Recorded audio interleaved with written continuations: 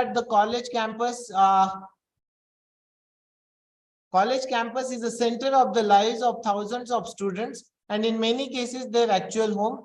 We spent our maximum of our time in the college campus. If you can see, it may be the teacher, a staff member, non-teaching staff, or anybody who is the part of the college, maybe all the stakeholders. So we spent our maximum time of our lives into the college. Why? Because the daytime 5 to 6 to 7 hours we are spending in that particular atmosphere. So what kind of campus it is, what kind of ecosystem it is there, that is most important thing, because the kind of infrastructure or ecosystem we are going to get, that will create the impact on the cognitive functionality of the brain. And that's why you see that when there is a very clean, good and calm place, we feel the joyful, more energetic, more enhanced and focused. So that's why the infrastructure is one of the most important part, because when we create a quality infrastructure, it speaks about the quality of the institution, it speaks about the financial status of the institution and so many things. So that's why we have given the significant importance to the creating the good infrastructure. Design of education infrastructure. Always what we think, we have the small place, then we try to build up one floor, then we get some finance, then second floor, then third floor. In most of the institutions, we could not able to see the proper planning of the development, because whenever the need and demand comes, they use the piecemeal approach, and accordingly they try to simply create the infrastructure to satisfy the need. But there are certain design principles are given into the architect science, so that we should have to focus while creating the new infrastructure. For example, you can see here what affects or what are the interrelated factors through the research came into the journals are the naturalness. So whenever your classroom or any kind of infrastructure you are preparing, it should come with the natural light. Air quality should be high, though we are fixing the air conditions. I tell you, such kind of infrastructure is not very much supportive for us. So therefore, the natural light and natural air quality should be available, and that should be always kept in mind. Then second part, stimulation. What kind of colors have been there?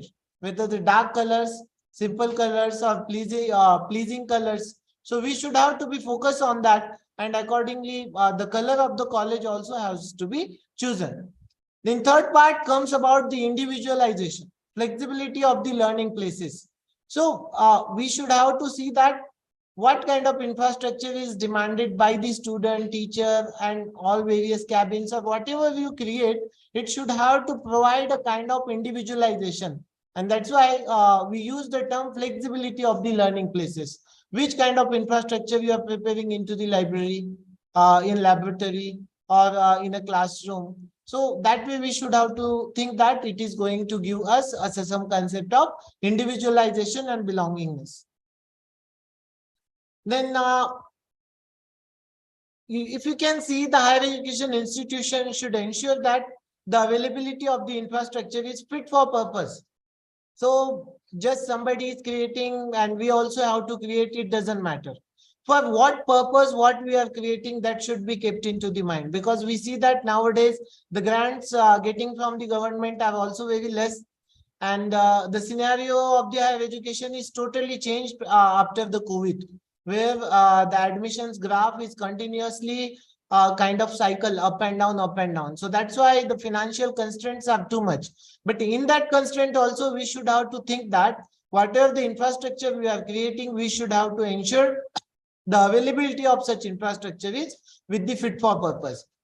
So whatever the programs you are offering, your vision, mission, extension activities, including all your infrastructure which is available, you should have to be sure that that is enough to carry out the all activities to achieve the outcomes of your education which is imparted in your institution. Then the planning also one of the most important part when you are going to deal with the infrastructure. We have to plan by considering the present and future needs of the institution.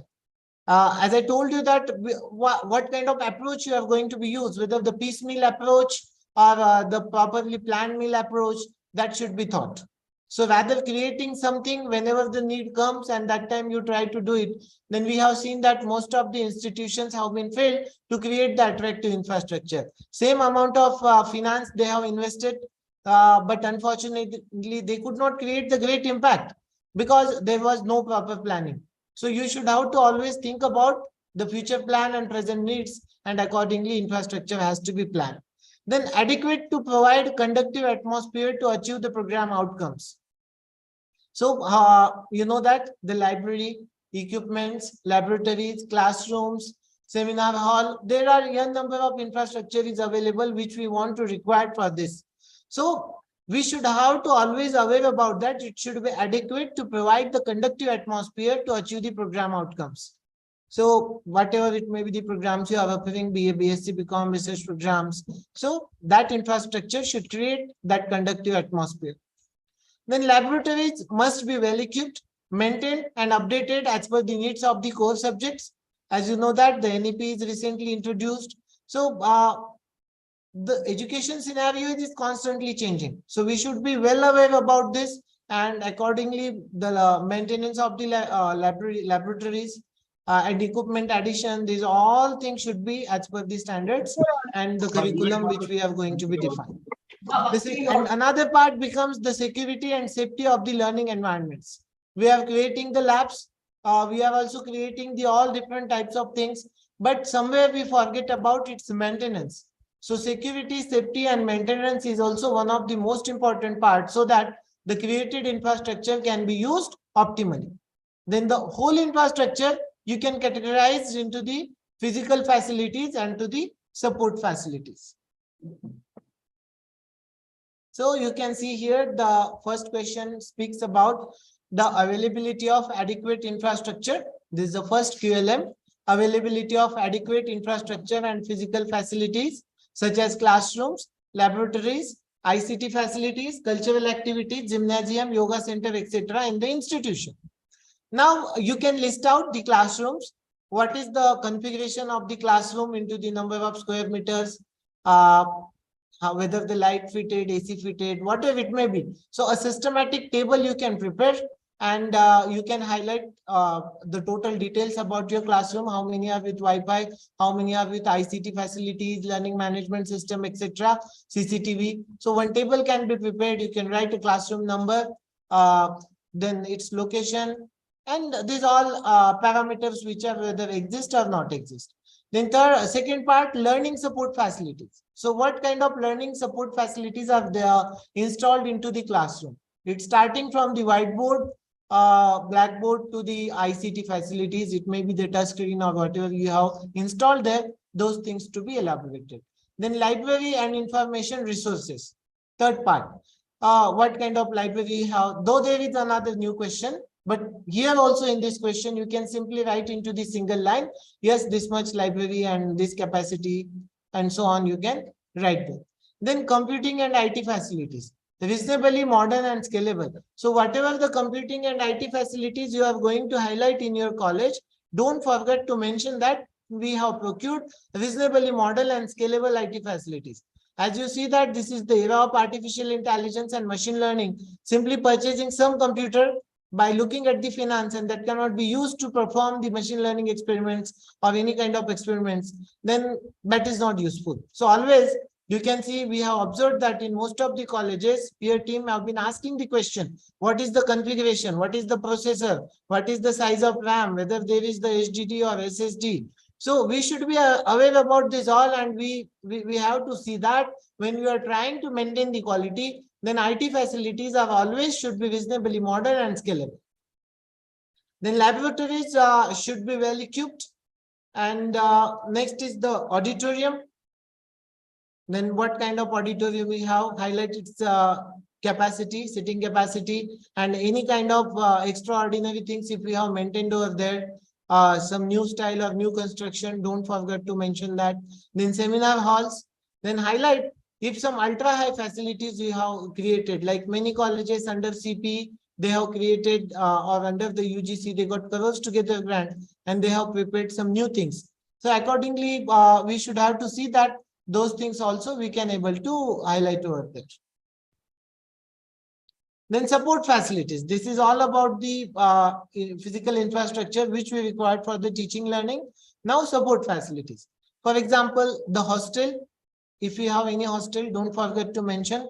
its configuration and all details. Then canteen, sports and recreational facilities, highlight indoor, outdoor, etc. Healthcare center, student centers, for example, many colleges show that they have the literary club, this club, that club. So whether you have given some space for the students' creativity, like Unnat Bharat Abhiyan, Institution Innovation Council, Art of Tinkering Labs, these are the so many new things are coming into the higher education. So whether we are providing some space for the students to perform some experiments, creativity, or demonstration of the experiments, so that also should be highlighted.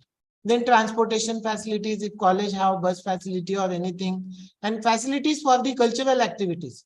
So it may be the infrastructure, open auditorium or closed auditorium, that all those things. Yoga and meditation center. So in many colleges, we have observed they have created this new infrastructure. We call it as yoga and meditation center. A very nice location they have created to perform the daily yoga and meditation practices by providing the very cool atmosphere. So you can see that as per the availability of the infrastructure in your own institution, you can create this. Then preferably, I would like to give some points here in this question. Simply, I have given you the very big list I have talked about. But ultimately, when it is about the quality assurance or the things, three things you should have to be focused about. The one, availability of the infrastructure. Because simply, if you don't have, you cannot leave it. Or we don't have this, we don't have that. Many times, there are two possibilities. Few institutions are providing the enough infrastructure, but we have seen faculties are not good enough to utilize it. There is some gap. In few institutions, faculties are very much interested, excited, energetic, but management or government is not providing them enough infrastructure. So in both the cases, IQAC coordinator or principal has to manage the trade-off between both of them and see that all the resources should be optimally used.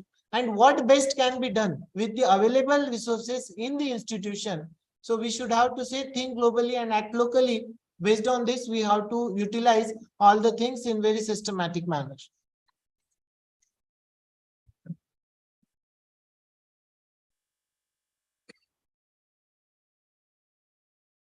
Then general documentation, which you have to maintain related to the infrastructure in the college.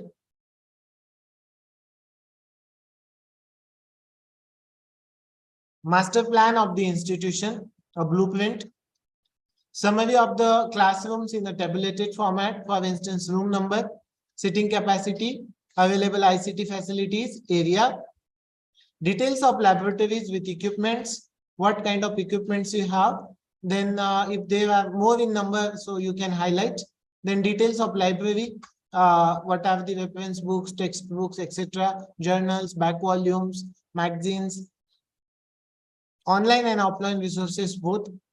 Summary of the recreational facilities and sports facilities, summary of recent improvement and planned improvement of these facilities, summary of safety and security measures of these all facilities, bills, order copies, audited statements of the expenditure, and geotag photographs. This is the must. This one file always should be available with the principal and IQAC coordinator, so that there are n number of schemes are there. Whenever you are going to update the data, you need to require this kind of things. And yearly, when you are submitting the AQR, see that if any addition or deletion has been done, that should be updated with these files, so that you never feel any kind of difficulty you are dealing with the fourth criteria. It may be the NAAC, it may be the ISO, it may be NBA or anything. This much summary is more than enough to deal with infrastructure related criteria. Then while writing the qualitative answer, what kind of things you should have to be focused upon? The use of quantitative numeric information. Don't try to write only the story or in the form of the essay. Rather, try to write down in the form of it with some facts and figures. So don't forget to use the quantitative numeric information. For example, we have 25 classrooms, this many labs. Normally we write, but see that wherever there is a possibility, you try to use a quantitative information. Then if you feel numbers are very small, then you can convert those kind of numbers into the percentage. Okay. For example, in case of the infrastructure development, so you have spent only 20,000 rupees. So that time you can convert it into, say, 20% of the budget has been spent on the library or something, or 5%. So in the form of percentage, that negative will going to be hidden out. Then show the adequacy and relevance. So whatever you have, you should have to highlight that it is adequate for us, it is relevant for us for the whatever the programs we are offering, the kind of area the college is located. We cannot expect the same thing from the college located in Bangalore and college located in Bidar to do the same. But we should have to show that it is adequate and relevant to the needs of the institution. And also we should have to be focused on optimal use, how the things have been used optimally.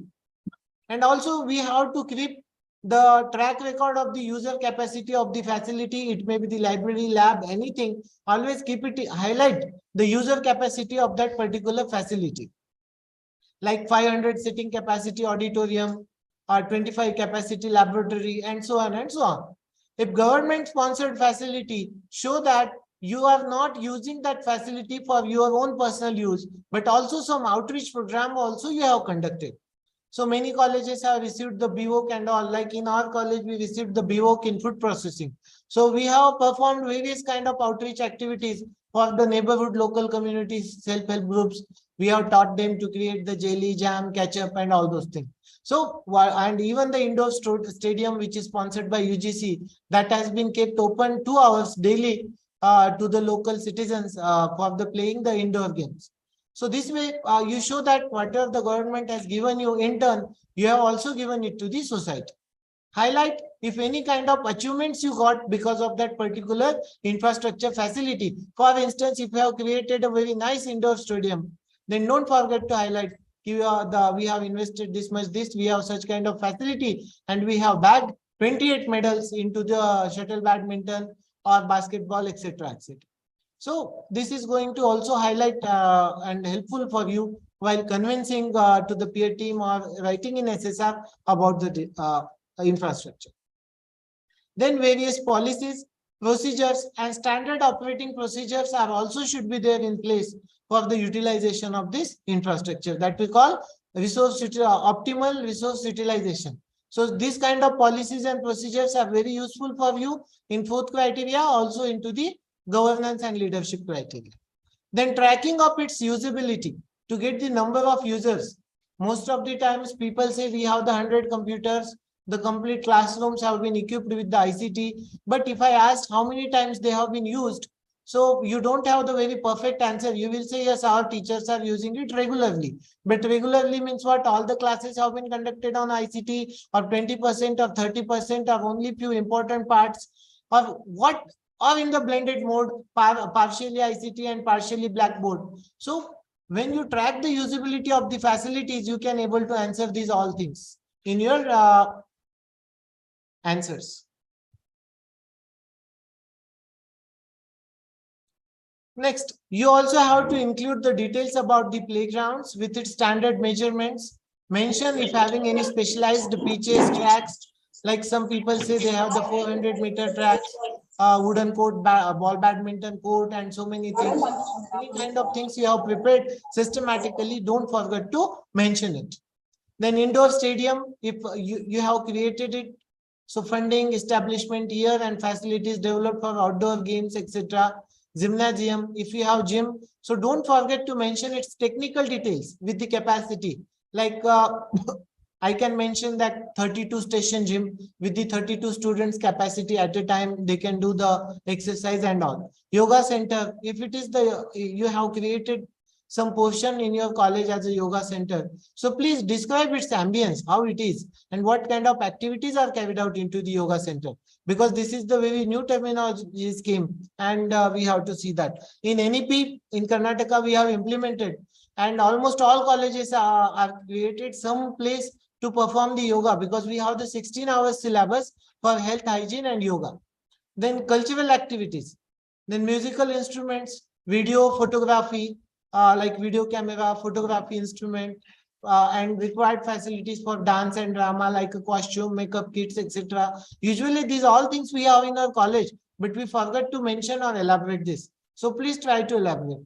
And also notable achievements in sports and cultural activities also will help to show that key, yes, institution has created this much infrastructure. This is enough, adequate and relevant for its the vision, mission and outcomes. And due to this, we have achieved this much overall. Then even they have some add-ons. Don't forget some special mentions if you have in your college, like complete campus is under the CCTV surveillance. Building safety certificate received from the disaster management authorities. Fire safety certificate received from the relevant authority. Any kind of certifications to the laboratories or workshop facilities from some standard organizations like NABL, etc. if required. Then second question, it is the quantitative metric 4.1.2. The percentage of expenditure excluding salary for infrastructure augmentation during the last 5 years in lakhs. So here it's a very simple question. Your account officer is having some logical stuff, then he can do just within 1 or 2 hours. So you have to provide the consolidated fund allocation towards the infrastructure augmentation facilities duly certified by the finance officer and chartered accountant. Highlight the relevant items in the audited income and expenditure statement. Focus of this metric is on acquiring the new infrastructure, whatever the new things you have been developed. Try to avoid the recurring expenditure on laboratory, maintenance of infrastructure and acquisition of books and journals under this metric, because in library, whatever the books we are purchasing, these are comes under the recurring expenditure. So whatever the schedule you have prepared in your audit report under the head of the fixed asset, that fixed asset thing should be claimed under this metric, and salary components also should be removed. I will show you the sample document prepared by other colleges. The next question comes about the qualitative metric of the library. The library is automated using integrated library management software, ILMS. Subscription to e-resources, amount spent on the purchase of books, journals, and per day usage of library.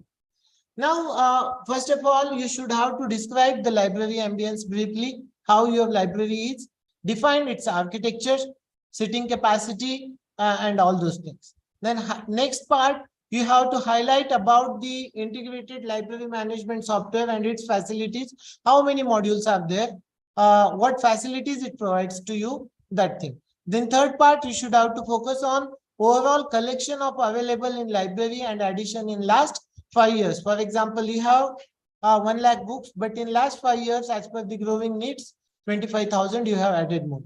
Then not only the books, but be aware.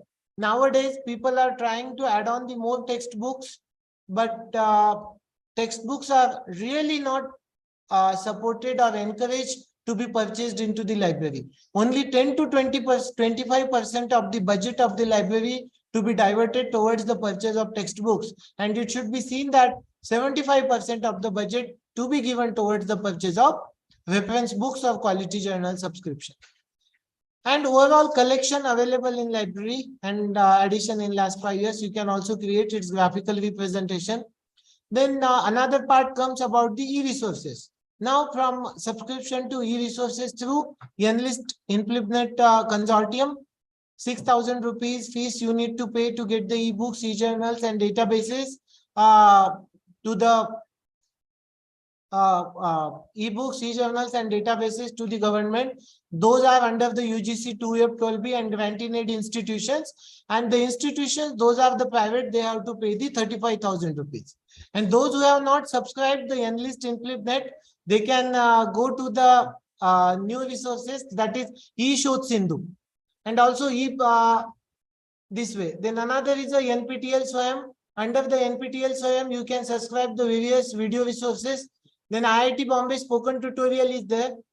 You can also have some e-resource subscription to that. National Digital Library is there.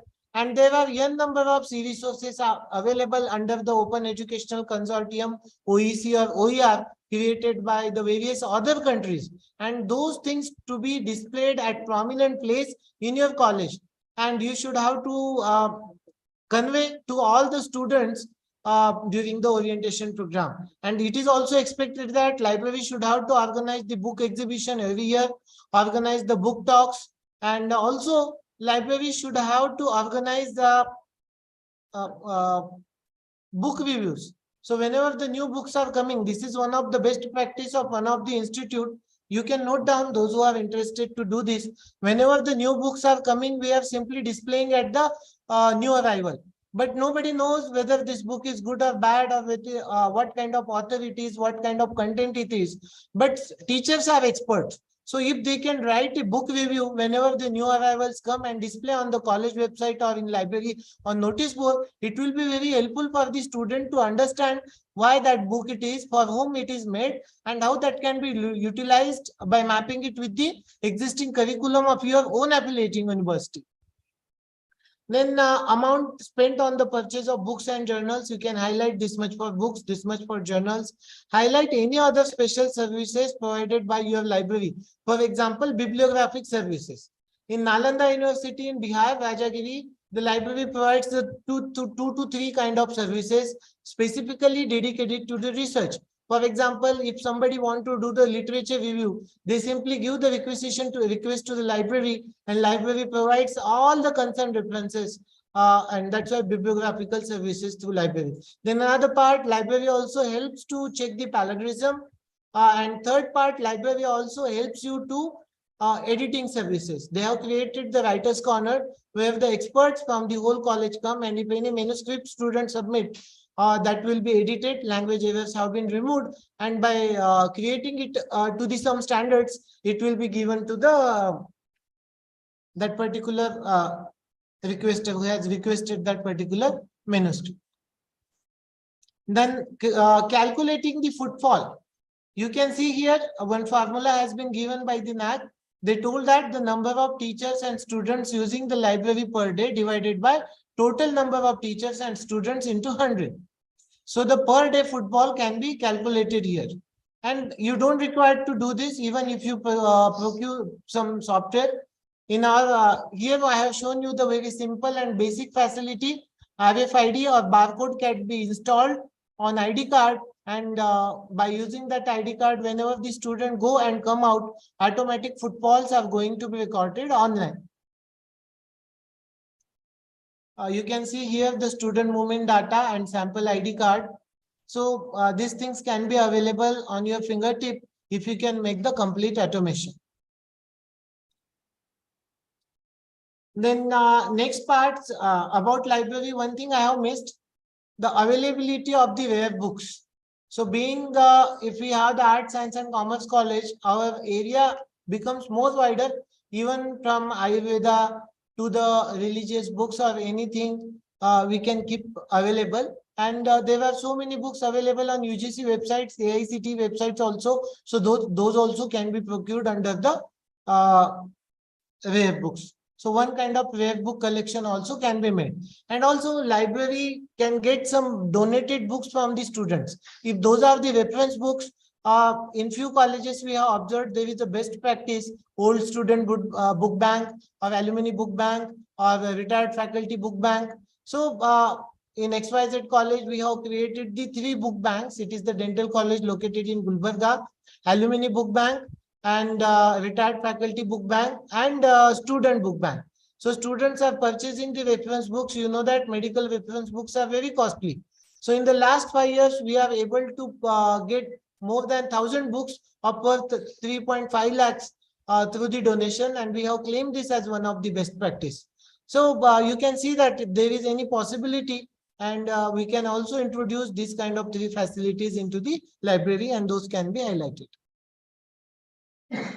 Next question, this is a qualitative metric about the IT facilities. Institution frequently updates its IT facilities and provides sufficient bandwidth for internet connection. Now you have to describe the IT facilities, including the Wi-Fi, date and nature of the updation with the maximum 500 words file description. You have to update, like focus on an update, how much things have been added, and if deleted or replaced. Wi-Fi bandwidth, what kind of bandwidth is available into the college campus. Hardware configuration for Wi-Fi bandwidth, there are the standards. FDA standards in USA, like there are 400 students, they are expecting 30 Mbps per user. If more than 1,000 students, they expect that 4 Gbps. Then according to these things, we have to decide, and with some standards, it may be the ISO or something, you have to show that our Wi-Fi bandwidth or internet bandwidth is sufficient for the day-to-day operations, including teaching, learning, and e-governance for the college. Then hardware configuration, whatever the available into the campus, please highlight. Then software, Windows, MS Office, Tally, institutional, ERP, these all the available softwares, you please highlight there. And about the computing facilities, like what kind of processor is there, RAM, hard disk type, SSD or HDD, those all things, if anything updated you have, you can highlight. Even if existing, you can show this many percentage i5, this many percentage i3, and this many percentage i7, etc. The networking facilities, whether we have the LAN or Wi-Fi or what kind of things are there, please try to highlight. Then CCTV surveillance facilities, UPS facilities, cyber security like antivirus or internet access management software to block the special websites like Facebook, Instagram, or like this. So many institutions are using this. And also you cannot provide the easily access to anybody, the whole accountability available with the institution. So cyber security is one of the most important thing, and that's why what you are spending or what kind of provisions you have made for this also should be highlighted. Then learning management system or institutional repositories like DSpace, ILMS, LMS, these all things you can also highlight. Then college website and college app. In college website, you know that people don't come to you, but first they visit your college website. And once they visit the website, they create a kind of virtual image of your institute in their mind. So you cannot do anything with the college, but at least by spending some bucks, you can create a very attractive and nice website or design a college app to the Android phone. Then the smart classroom, you can see here is an example. State-of-the-art hardware and software should be installed. Internet of teaching, we call, there are the varieties of the things are coming into the market. Those are capable to capture the data continuously. They have the natural language processing capabilities, animated modules and videos are pre-installed, remote access capabilities, like we can able to live stream the classes, save class option, whatever the lectures we are writing or delivering, lecture capturing systems are also available, and artificial intelligence enabled. So automatically, like for example, now I am delivering the lecture, but you know that my voice modulation is not very good. But there are the things, auto modulation, these kind of softwares are coming. So those who are automatically detecting the voice and modulating so that a voice can be transformed very nicely. I will show you the one demo at the last, but keep it in mind, the smart classroom is not just, we think that simply overhead projector we can fix up and some screen or whiteboard. I personally, being a man of computer science, or I personally do not encourage to call such classrooms or smart classrooms. These are the ICT enabled classroom, but the smart classroom is something different. Then learning management system. Then just few things I will tell here. A learning management system is software application where you can perform the administration, documentation, tracking, reporting, and delivery of educational courses. There are the two types of LMS, open source and cloud-based. Like Moodle is one of the best example that can be used for training, can be used for assessment, and can be used for certification.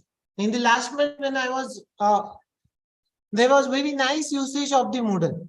One of the FDP we were organized for the Moodle, and we have seen that if you are becoming the confident with the Moodle and can use all the available tools and techniques in the Moodle, so I tell you, this offering of the add-on courses will become very easy and very nice. And also nowadays in NEP, they are encouraging the blended learning and hybrid learning.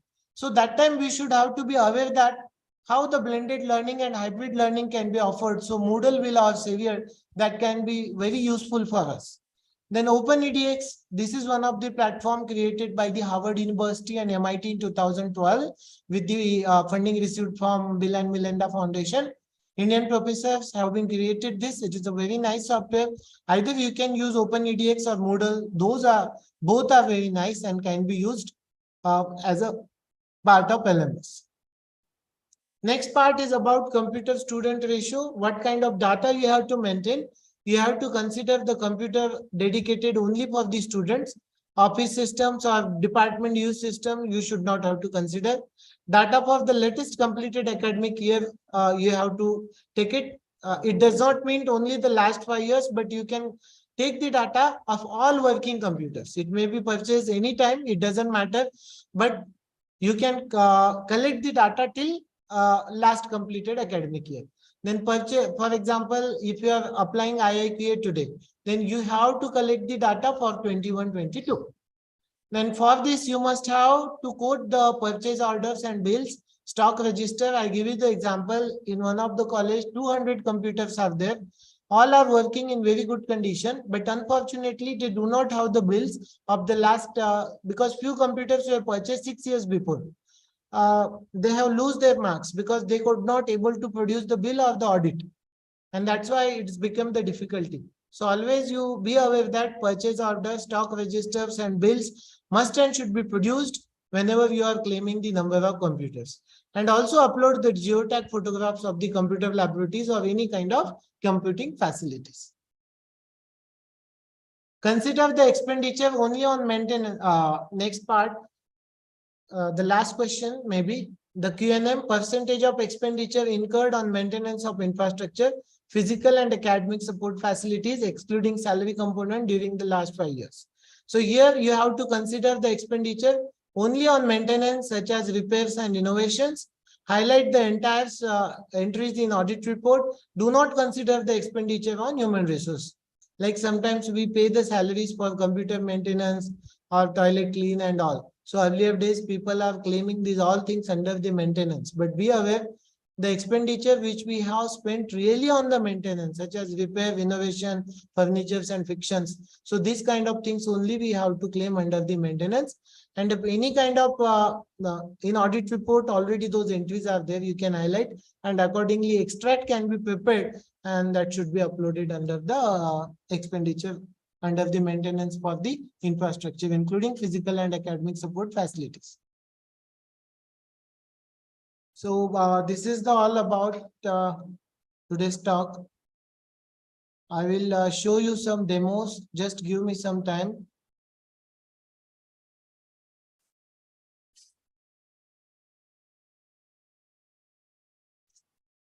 I will show you some sample documentation which has been created by some colleges. So that is accepted by NAAC. It will be useful for you whenever you are going to create your own.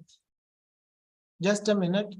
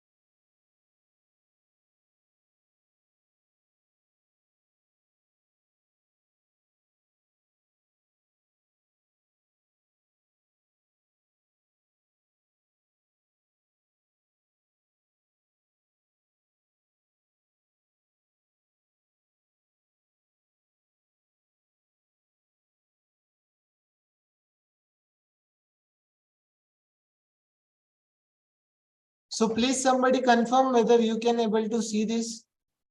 Yes, sir. To the chat box because I have removed the headphone. Yes, sir. Just confirm yes or no on the screen. Okay, fine. So here is one of the dental college. The both questions are same, doesn't matter art, science or dental. So you can see here, this kind of certificate is shown. And you have to highlight all the expenditure which comes under that particular heads. This is the compressed document. That's why you could not able to see it in detail, but just to get an idea. So whatever the extract you are preparing, highlight the things properly and accordingly audit report also should be attached. And inside the audit, please highlight the entries so that DVV team can able to get it the things more easily. So we have used the various colors for all the different kind of entries, and accordingly entries have been highlighted for all last 5 years. And from these entries, you can prepare the extract, and that extract can be get certified by the chartered accountant.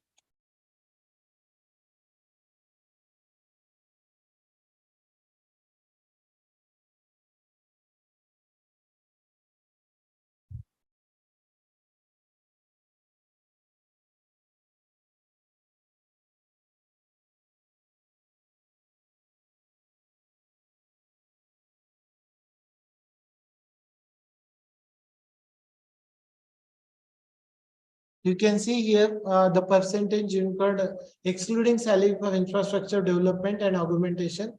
So whatever the allocated budget and budget utilized, this is certified by the CA, and as a supporting document, what I told you, the schedule of the fixed assets. So you can give the schedule of the fixed asset here, and that should be certified by the principal and also the chartered account. Because these all things we are doing based on the audit, so it will become easy for you to create the documents.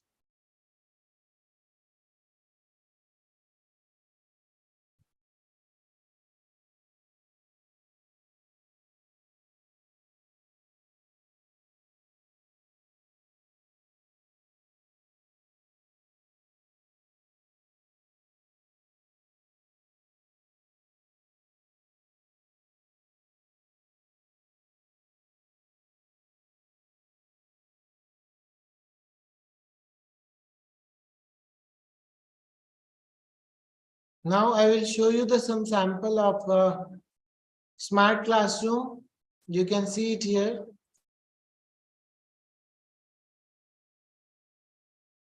I cannot produce the voice here. Unfortunately, I don't have the speaker, but just you can have a look in which way the smart classroom is being expected.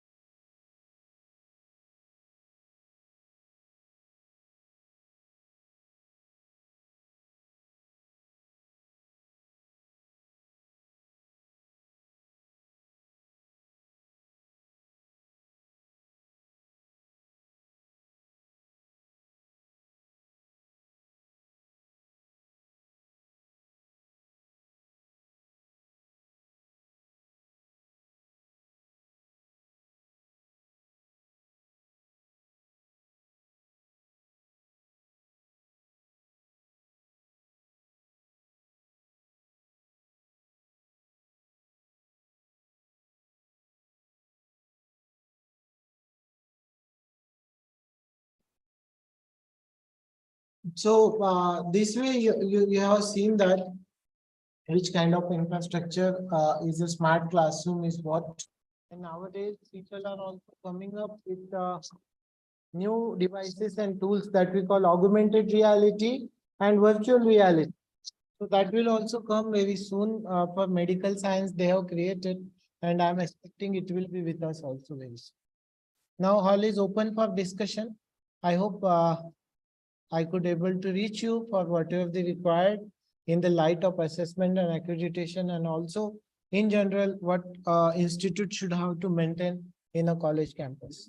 If any kind of questions you have, the hall is open for discussion. Over to you, Anupama ma'am.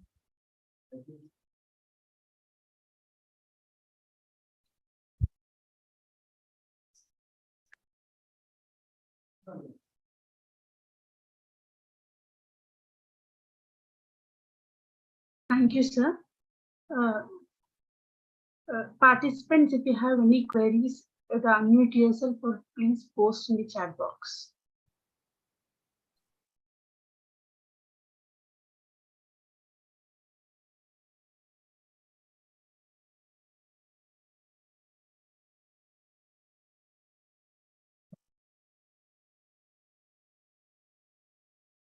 Any questions from the participants?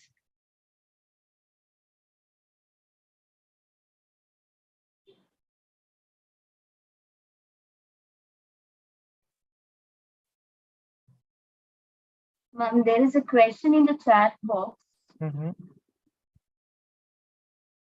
Like if we don't have a smart classrooms, so will the marks be deducted in the parameter? No, no. See, ma'am, one thing I want to tell you to Dr. Pooja, ma'am, you will not lose the marks, but no smart board, but at least there should be the LCD projector, because you can see that this is the time for, this is the 21st century. All things have been taken by the information and technology. Artificial intelligence is everywhere. And you can see the semester pattern and all those things. If you cannot use the technology, we cannot able to complete the all teaching learning load. And blackboard teaching is a very time consuming part of the things we must have to finish with the IT. And that's why that's a totally different part about the digital pedagogy. But as a discussion comes, we must and should have at least a projector, if no smart board.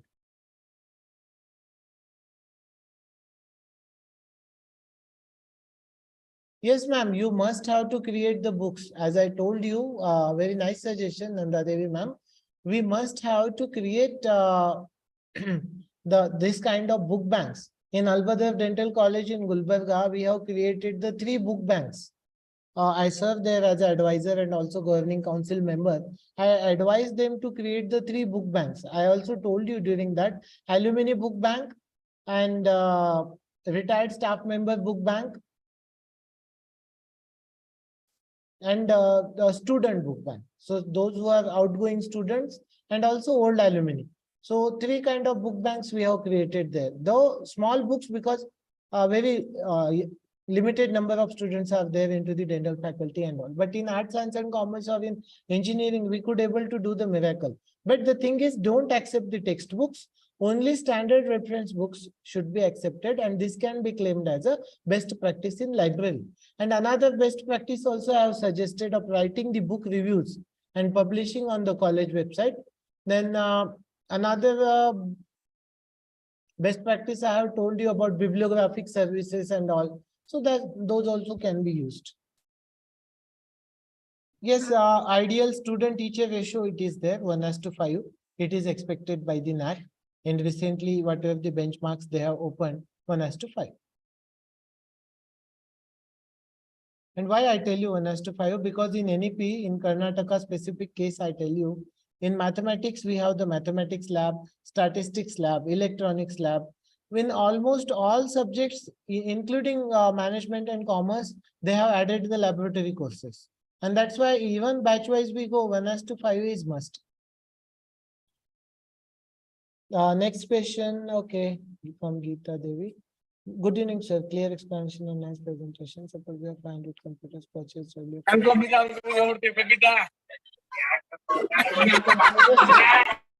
Whenever you purchase, it doesn't matter, but we must have to purchase, produce the bill.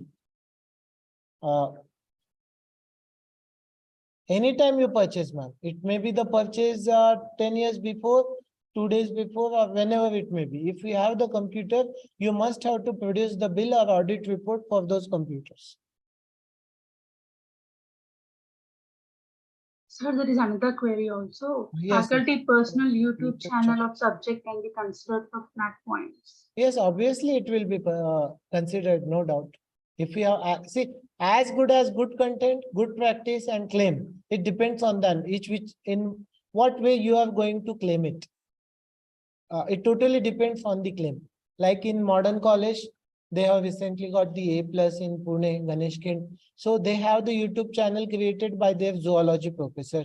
And they have created the videos of microscopic some specimens like zooplanktons, their life cycle of their behavior and so on. So that will be utilized not only by Indian people, but also the foreign. So how we are doing and claiming, that is also most important. That can be done. I encourage all faculty members should have their own YouTube channel and they can upload the quality content for the use of the students.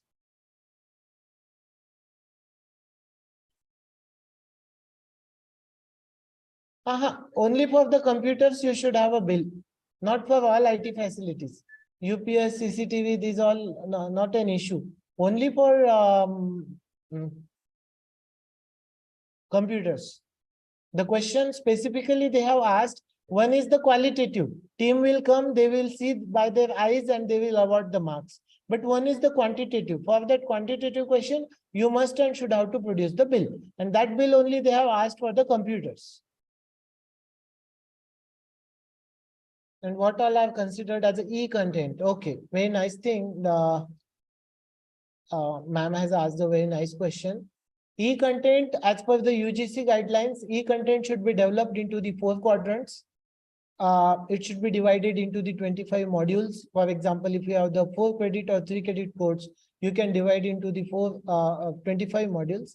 Each module should have the 4 quadrants. For example, the first quadrant is the text. The content should have PPT, PDF, illustrations or anything. In second quadrant, audio visual resources. And third quadrant should be the reference section, references to the external links of the books. And fourth quadrant should be the self-assessment, the MCQ questions or the comments, etc. So there are the detailed guidelines. We can discuss about this later on, but right now you can Google it, the 4 quadrants of the e-content. As per the standards, the e-content is considered in that way in India. So one more question. How many international journals subscription should be there in a library? There are no such kind of, benchmark is there, this much you have. For example, it is totally depends what kind of research is going on and what faculties are doing, what students are doing. Because simply having international journals is not going to give any kind of impact to the college or the institute. For example, if in my college I have the MSc Physics and PhD in Physics, then obviously journals related to the physics we are going to subscribe. So it is once again the institute dependent and customized solution. What is your requirement? What you are doing? What kind of research interest your faculty members have? And based on that, you can do this. But in general, current science or Sadhana from IISc, this kind of journals or proceedings of Indian National Academy of Sciences, which are cheap, but still with the very good quality and economically good. So such kind of journals you can obviously subscribe. There is no problem about it. Thank you so much, sir. And simple e-content not accepted by NAAC. I tell you, NAAC may accept or not accept, doesn't matter. But what I want to tell you that whatever the things you have done, that should be with some standards and quality content. Okay. If any questions you have, you can later on forward to me. We will discuss. Next speaker, sir, is arrived. Thank you so much for providing me this opportunity. Thank you so much. Thank you so much, sir. Thank you so much, sir, for enlightening us with your clear explanation and presentation. Now, I would like to welcome my colleague Chaitanya to propose formal vote of thanks for this session. Good evening. And also, sir, please accept our token of appreciation. Thank you so much, ma'am. Good evening, one and all present here. Thank you, sir, for such an informative session. We are really enlightened with your knowledge presence on criteria 4. How to evaluate the distribution of marks on each key indicators. Physical facilitators, library as a learning resource, IT infrastructure, maintenance of infrastructure on campus. And also you have focused on the how to highlight the different best practices that an organization has adopted in the library, like a book bank, bibliography are some of the examples you have given. Smart classrooms, LMS, and some of the examples you have clearly explained. This is really encouraging us for us in future events. I once again thank you, sir, for a wonderful session on criteria 4. It's a short and crisp, but covered everything. I thank you, sir. Once again, I thank one and all the participants present here.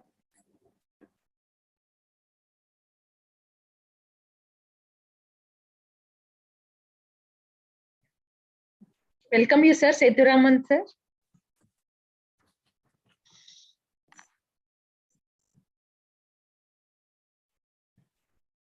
Sir, please. Yeah, nice meeting all of you through online. Thank you, sir. Now I would like to invite Ms. Harita, Assistant Professor, Department of Mathematics and member IQAC, to introduce today's speaker, Professor Sethuraman, sir. Good afternoon, ma'am. Thank you, ma'am. Good afternoon, sir. And good afternoon, everyone. Once again, welcome you all to this 4-day national seminar. I, D. Harita, Assistant Professor, Department of Mathematics and Statistics, member IQAC, take this opportunity to introduce resource person of this session, Dr. N.G. Sethuraman, sir. Sir is a professor in chemistry, Gandhigram Rural Institute, deemed to be University, Gandhigram, Tamil Nadu. Sir completed his doctor in philosophy and masters from National Institute of Technology, Trichy. His areas of specialization include natural products chemistry and surface protection strategies. With his vast experience of more than 30 plus years in teaching and research, Sir has published 154 research articles in leading international journals with good impact factors, and his publications are cited widely. Under his guidance, 20 scholars have been awarded PhD degree and currently 8 members are pursuing. Sir has completed 10 research projects by mobilizing a fund of Rs 5.37 crores. Sir held the position of Associate Director of an Indo-US 21st Century Knowledge Initiative project of UGC in collaboration with University of North Florida. He is also the coordinator for Lemelson Recognition Mentoring Program funded by Lemelson Recognition Mentoring Foundation, USA, in collaboration with IIT Madras. Sir is a recipient of Mascot National Award in the year 2018 of the Electrochemical Society of India for his contribution to the domain of corrosion science. He also awarded Mid-Career Award of UGC under BSR scheme. Sir has the honor of being included in the list of top 2% of the wild scientists compiled by Stanford University Elsevier Research Intelligence and SciTech Strategies for the 3 consecutive years, 2019, 20, and 21. Sir also received Outstanding Research Scientist Award by Antiviral Research Society. Sir has been associated with several Indian universities and he has rich experience in administrative wing also. To name few, Sir held the position of Head of the Department of Chemistry, Director IQAC, Director Research and Development, Controller of Examinations, Register of Gandhigram Rural Institute. Sir is also a member of the Interior Administrative Committee, discharging the functions of Vice Chancellor, and he is also nominated to the Executive Council of Pondicherry University by President of India in her capacity as a visitor of university.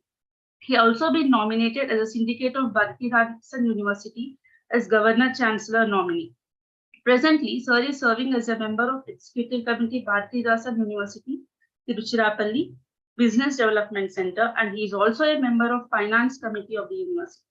Sir is nominated to the planning boards of Manonmaniam Sundaranath University, Tamil Nadu, and he is also the member of Tamil Nadu Teacher Education University by the Honorable Governor Chancellor for a period of 3 years. And Sir played a pivotal role in the revival of Tondama Technical Institute, Hatton, Sri Lanka, through the Indian Deputy High Commissioner, Sri Lanka. As a director of IQAC, Sir successfully stayed Gandhigram Rural Institute to secure NAAC A grade during 2nd and 3rd cycles. And he is also the recipient of Institutional Social Responsibility Award of Gandhigram Institute from Honorable Vice President of India in recognition of the outstanding contribution made as a director at IQAC. He also conducted various academic and administrative audits all over universities and colleges across India. He also sensitized faculty members on quality enhancement strategies. Sir is a NAAC peer team member, and he also served as a resource person in more than 40 NAAC-sponsored national conferences and workshops. Sir actively involved in quality sustenance activities such as curricular design, research quality benchmarking, and creation of institutional database. With this brief introduction, I would like to welcome Sir. Sir, we are looking forward to get enlightened with your rich expertise and knowledge in this area. I would like to welcome Sir to take over the session. Very good evening to all of you. I'm indeed honored by the invitation extended to me. You've been hearing about the various criteria. I do not know how many of you know that from 1st of February, there is going to be a change. And we are going to have a new accreditation framework for various colleges, autonomous colleges, affiliated colleges, and the universities. It is already there in the website of the NAAC also. So it is a simplified version that is going to be more objective and all that. And very soon, probably, we are going to switch over to binary accreditation, whether it is accredited or not accredited. So all these kind of NAAC probably will get changed into NAAC, National Accreditation Council. But that will take some more time. But before that, I think what is for the present, I'll try to say. So let me just go into the PowerPoint and then talk about the third criteria so that people are able to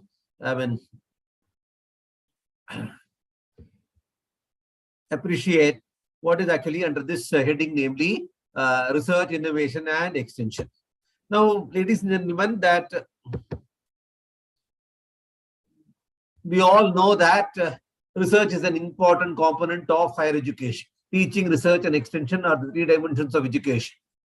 One cannot be running the higher education institution without adequate contribution to the domain of research. What exactly is research? Research is voyage to discovery. It is an art of scientific investigation. I'll say that it is a systematized effort for gaining new knowledge. It is caused by instinct of inquisitiveness to get fresh insight into the issue. We will be getting answer to the queries. We will be able to acquire knowledge.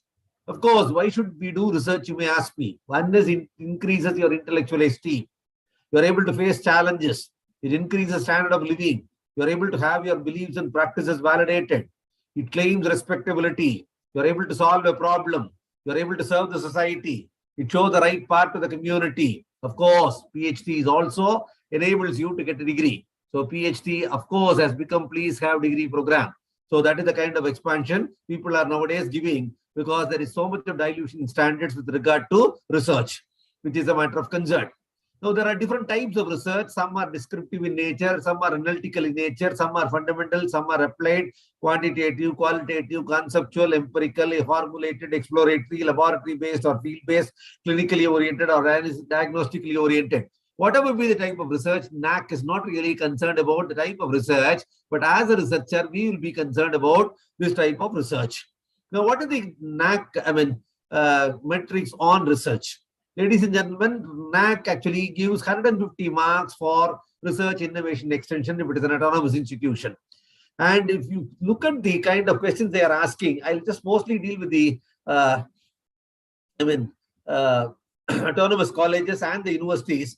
And like that will be covered. For affiliate colleges, it will be much less. You will not really having having more focus on consultancy and all that for the affiliated colleges. Anyway, to be on the safer side, I'll try to deal with the entire ambit. So what I just would like to say, first question is actually whether the institution facilities are updated, whether you have a well-defined policy for research which is uploaded in the institutional website and implemented. There is a weightage of 6 for that.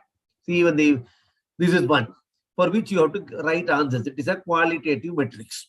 Then institution provides seed money to its research for research. To its teachers for research. That's a quantitative 8 marks for that. Percentage of teachers awarded national, international fellowship for advanced studies or research during the last 5 years. This is 6 money. 6 weightage for this. See, if you look at this, see, the NAAC wants you to really update the research facilities. In every institution has to have a kind of policy for the research, which is really important. It is not only if you just if you go to IIT Madras, there is a research policy. If you go to Bhardas University, there is a research policy. So you can probably have, it should have, every institution is supposed to have a research advisory council, RAC, or research advisory committee should be there, and there should be policy for research.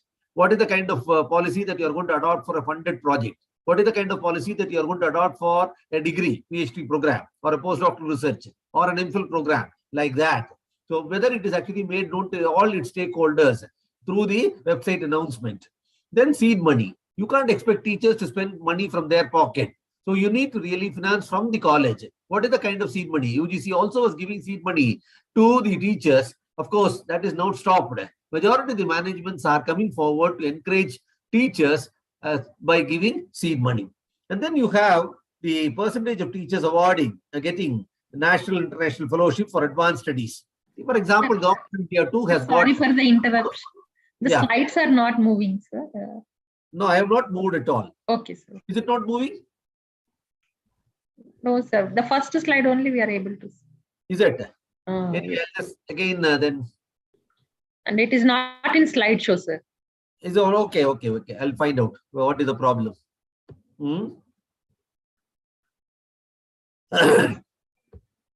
I'll just 1 minute.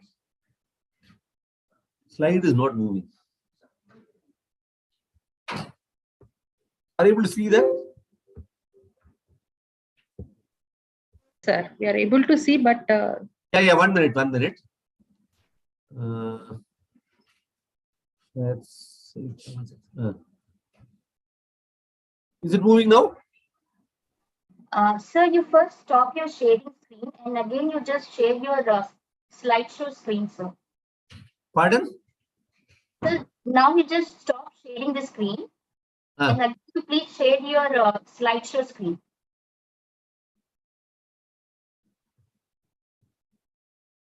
Put share. Are you able to see now? Is it moving? Yeah, I'm able to see a slide, sir. Can you just move to the next slide once? Yeah, sir, it's moving now. Moving Thank now? you. Yes, sir. Okay, fine. Is it moving? Yes, sir. Okay, fine. So this is these are the three metrics I was talking about a few minutes back: 3.1.1, 3.1.2, and 3.13. And then there is second thing, the kind of funded research. The grants received from the government and non-governmental agencies for research projects. It can be from governmental agencies, like there are 27 governmental agencies, including CSIR. I mean, your ICSSR is there, DRDO is there. The number of agencies are there. So you could have mobilized for a research project or for a program also. NAAC accepts it. And then endowments are created, either in the names of the scientists or in the names of the founders of the college and all that. People are also instituting chairs in the name of prominent personalities. So what is the kind of grant you are able to mobilize through these things? That carries a weightage of 2. Then percentage of teachers having research projects during the last 5 years. Please remember one thing, you can't expect the management or the institution to shell out money for your research. We need to really apply for the projects and get it. A number of projects are available. For example, extramural grants are available. UGC till recently was giving major research project, minor research project, and all that. Now there are other agencies, including what? DST, which is actually called SERB, Science and Engineering Research Board is there. Then you have BSR, BRNS, Board of Research and Nuclear Sciences. You have ICSSR. You have DBT. You have, CSIR. Number of such agencies are there. And enough more money is also available. Only thing is we have to make a nice proposal which can stand to the test of scrutiny. Then percentage of teachers recognized as research gates. This is very, very important. That again has a weightage of 3. Average percentage of departments having research projects funded by governments. How many departments are really funded? Either it can be a FIS funded, or it can be a SAP funded, or it can be a DPT Stars College scheme, or it can be what? Any other project by the funding agencies. Then they are talking about the innovation ecosystem, which again carries 10 marks for that. 5 marks is actually awarded for the institution which has created an ecosystem. Innovation, creation. I'll tell all that a little later. I'll just first appraise you about the metrics and then I'll go into the details. And transfer of knowledge supported by dedicated centers of research, entrepreneurship, community orientation, and incubation. Whether you have an incubation center or entrepreneurship development center, okay, whether you're able to ensure field to lab to field transfer, all that actually carries a mark of 5. And then how many workshops and seminars you have conducted for sensitizing teachers on intellectual property rights and research methodology workshops, entrepreneur development workshops. So that really carries a marks of 5. So innovation ecosystem is 10 marks for it. And then what is the kind of step that you are taking to ensure the implementation of the code of ethics for research? See, this has been emphasized repeatedly by the government of India. In fact, the UGC also has come out recently that every research scholar is supposed to actually take up coursework on research ethics. So whether you are able to implement that, it is there. At the institute level, we need to have a standard code of ethics for research. Even if you are using an animals for research, there is a kind of standard protocol that is to be followed. So they actually insist on the ethical principles. This is very, very important. And then number of PhDs registered per teacher. Earlier, they were not really asking for the per teacher, per year and all that. Okay, now slightly it is changed. Number of PhDs registered per teacher during the last 5 years. And then they asked for the presence of ethics committee, the inclusion of research ethics, then plagiarism check advisory committee. This should have gone to 3.41. Anyway, then number of research papers per teacher. Again, they are asking for Scopus Index publication or a Web of Science Index publication or UGC care-listed publication. With regard to the UGC care-listed publication, there are certain problems because we see that the names of the journals are deleted often from the list. So at the time of publishing, suppose if that journal's name is there, NAAC really takes into consideration such journals also. Then about the books. See, there is a complaint from the social science teachers that we are not able to publish papers and all that, we only write books. So NAAC duly gives weightage for the publication of books and chapters in edited volumes or books. So if you are able to have a paper presented in the conference, and if that paper appears in the proceedings, probably you can show it as a chapter in a proceedings. Okay, so you have to compile name of that. That is actually 5 marks for that. Then bibliometrics of the publications. That is like they ask for the quality metrics of the publication, which includes your H index, G index, then Heighten index, all that. Okay, they are actually asking about the details like impact factor of journals and all that. The bibliometrics of the publications of the 5 years based on Scopus, Web of Science, etc. See, I'll try to tell something regarding the quality of publications. Ladies and gentlemen, you all know that publish or perish was a slogan of yesterday. Now, publish, cherish, and flourish is a slogan of today. Now, in the National Institutional Ranking Framework also, people are actually insisting on the research and professional practice where there is a weightage of 30% given for the combined metric for publication. As you all will be knowing that the last date for NIRF has been extended up to 13th of this month. Okay, so combined metric for publication is 30%, combined metric for quality of publication is 40%, IPR and patents is given 15% weightage, footprint of project is actually given 15%. So there is an enough and more emphasis on research in the NIRF ranking also. Now coming to the scientific publications, now of late people have started talking about such things like Scopus. Now we may not be knowing about much about Scopus at all. In fact, many of the college teachers think that it is a bad word. Okay, so please remember one thing, Scopus integrates broad and deep coverage of quality publications, reviewed literature and web resources across various domains which include science, technology, health, social sciences and humanities.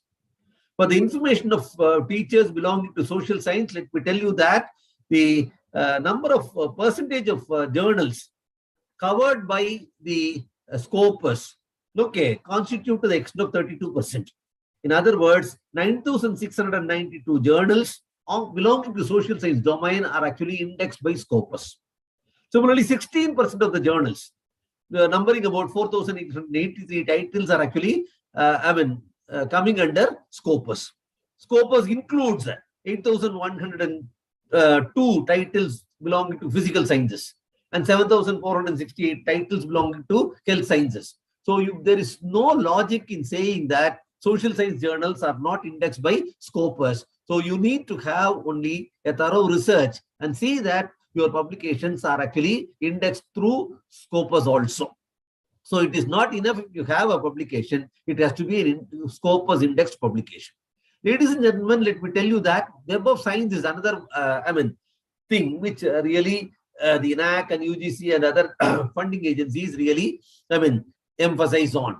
If you look at the Web of Science, you have about 254 categories, subject categories covered under the Web of Science group. And if you look at the number of journals, you have 34,200 journals indexed by your Web of Science. And if you look at the number of references that you have, it is crossing over 1.6 billion. Okay. So, and they have about 11.2 million records with funding data and all that. So, Web of Science, if your journal is indexed by Web of Science and Scopus, you are sure to get the credit in the NAAC accreditation exercise. Now, I was telling you that till recently, people were not very much bothered about quality. UGC also has started taking some initiative. It actually formed a consortium for academic research and ethics, which is actually called CARE. And they now insist on CARE listed journals. Of course, the publication prerequisite that 2 publications should be there for PhD has been removed recently by UGC. That's a different thing. But it is mandatory on our part to see that we have only quality publications. And these, like UGC approved list of journals will be there, and probably we need to have our journals finding its name in the UGC CARE list. And again, we need to really emphasize on the impact factor of the journals. And again, there are several things. There are journals which are saying that they have impact like factor and all that. See, it is all the impact factor given by Thomson Reuters. It is actually given by Clarivate Analytics. That only will stand. So Web of Science, like journals, indexing about 14,500 journals. Okay, it is there in the UGC CARE list. Scopus indexed 39,000 journals are included under the CARE list. Again, UGC list about 600 journals are there. Then various councils have recommended about 40 to 50 journals. CARE universities have given about 240 or 250 journals. So in all, you have about 55,000 journals coming under CARE. So if you are publishing, you see that your publication is actually one among these 55,000 listed under UGC CARE. Now, when I talk about the quality publication, as rightly emphasized by UGC, we should really be bothered about impact factor. There are things that the people are really worried about. What is actually the impact factor of the journal? What is the Eigen factor? What is the site score? What is actually the SJR rating, SCImago journal ranking? What is SNP rating, source normalized impact per paper? All these things are to be really kept in mind when you publish a paper. Please remember one thing, what you may ask me, what exactly is the impact factor? Impact factor is actually a term coined by a scientist by name Eugene L. Gary Field. Okay, he actually has founded an institute for scientific information, and he said that impact simply reflects the ability of the journals and editors to attract the best paper. How do you calculate the impact factor, you may ask me? See, impact factor can be calculated only after 3 years of publication of a particular journal. Okay, impact factor is actually calculated only by Thomson Reuters Corporation. Okay, based on what is actually available as in journal citation report. Based on Web of Science data, they upload this metric. Okay, see, for example, I want to calculate a journal's impact factor for the year 2006.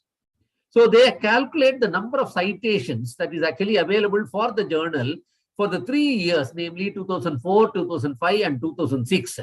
And they divide it by the number of papers that are actually published in these 3 years. So number of citations divided by number of publications will give the impact factor. Okay. So suppose if you want to just, if you look at the Nature has got an impact factor about 42 in 2017. So how do you calculate that? So for 2017 impact factor, you calculate citations of the 2 years divided by the number of publications in the 2 years. That will be 41.57. What does this 41.57 mean? A journal which is published, an article which is published in Nature journal will be cited 42 times in the next year. That is actually the indication.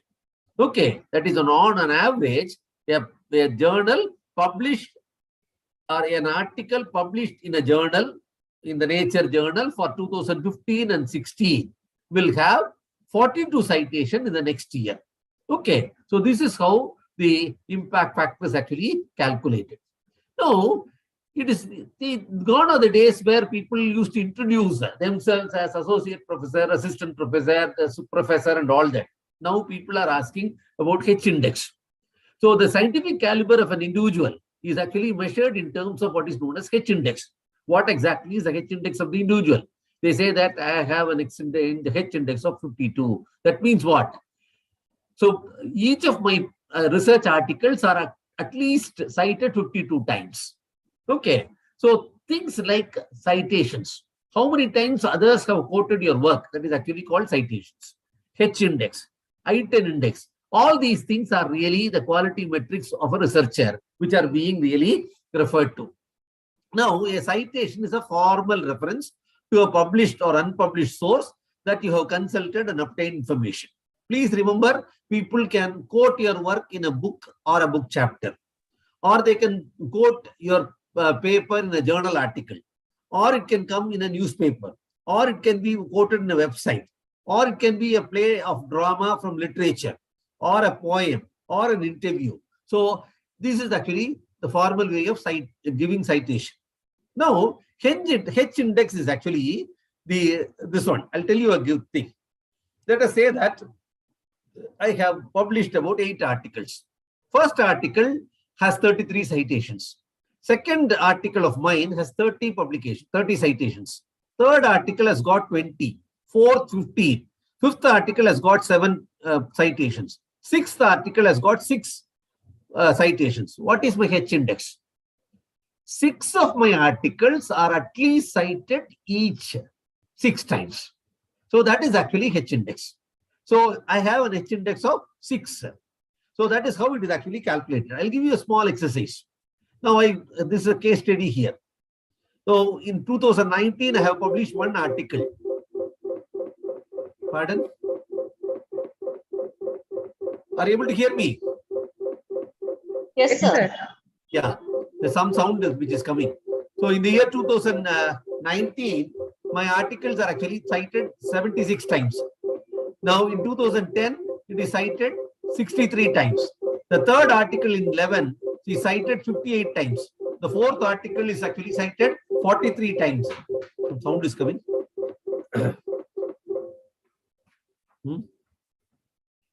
Okay, fine. The fourth article 43 times, fifth article is 25 times, sixth article 12 times, seventh article 10 times, and eighth article 8 times. So what is my H index? 8. Because 8 of the articles are at least cited 8 times at least. Okay, that is how actually I calculate the H index. Similarly, you can calculate the I-10 index also. Okay, I-10 index is number of papers with at least 10 citations. Look at this. I have got 6 papers. Only the 6th paper has got 10 citations. 7th paper has got only 8 citations. 8th paper has got 7 citations. So my I-10 index is 6. So that is how it is actually calculated. Of course, my citation I-10 index is not 6. It is about 122 or so. But let me tell you that this is how actually the I-10 index is actually calculated. So people now are bothered more about the quality of publications. It is not simply enough if you just have your articles published in a predatory journal. It is discouraged. People have their articles published in high impact factor journals. And please see that your articles have enough and more citations. Not only that, you should have what? Higher H index and higher I-10 index. So these things are being really, noted by NAAC also. So institutions H index is actually calculated for the last 5 years. And if you have an H index of nearly 60 or so, probably you'll get the full mark. So like that, benchmark is now out. If you go to the website for various metrics, the benchmark is actually released. So NAAC has done a good thing. So far, they have kept it a secret. Now they have opened the Pandora's box. So people are now revisiting how much each college has got. by comparing the values that they have got and the marks they have obtained for various quantitative metrics also. Now, let me come to this. See, please remember one thing. Apart from NAAC, we are not just working for NAAC alone. We are not actually running an institution for NAAC alone. We have to think in beyond NAAC. So what we mean to say is, we see that our publications are standard. Our publications are really well received. We have our publication in high impact factor journals. We have our publication in publications of good quality. All these things are really required. See, please remember one thing. What is required is you need to have original publication which are really good. I just would like to tell you a small story and then probably impress upon the need for the originality and the quality. Samuel Johnson, the famous person who wrote the English dictionary, was approached by one of his friends to write a foreword for his book. So he submitted a manuscript to Samuel Johnson and requested him to write the foreword for the book. So Samuel Johnson said, I'll take some time to read your manuscript. I'll write the foreword after going through it. Why don't you come after 15 days, he said. The friend of Samuel Johnson gave the manuscript to Samuel Johnson and went back. He came after 2 weeks. He asked Samuel Johnson, have you written the foreword for my book? Samuel Johnson said, why don't you come after 10 days? This man went and came back after 10 days. This time he said, why don't you come after a week? The man also was very patiently saying that he will come after a week, and then he promptly came after a week. This time he said, why don't you come after 2 weeks? He got irritated. You said first 10 days, then you said 2 weeks, then you said 1 week, then you said again 2 weeks. What is this? Are you not willing to write the foreword for my book? He asked. Samuel Johnson said, yes, I am willing to write the foreword for your book. Is it not original? He asked. Samuel Johnson said, yes, your book is original. Your manuscript is original. Is it not good? He asked. Samuel Johnson said, yes, your manuscript is good.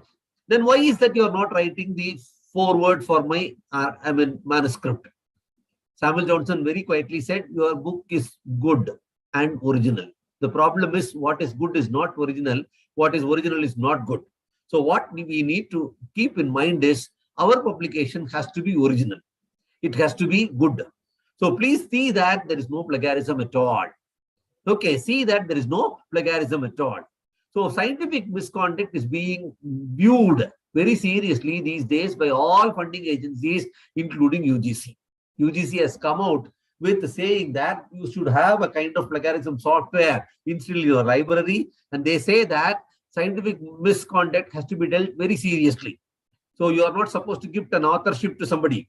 You should not see that the same publication is actually not done twice under different headings, or the content should not be the same. Plagiarism percentage should not be more than 10% or 15%. Fabrication of data should not be there.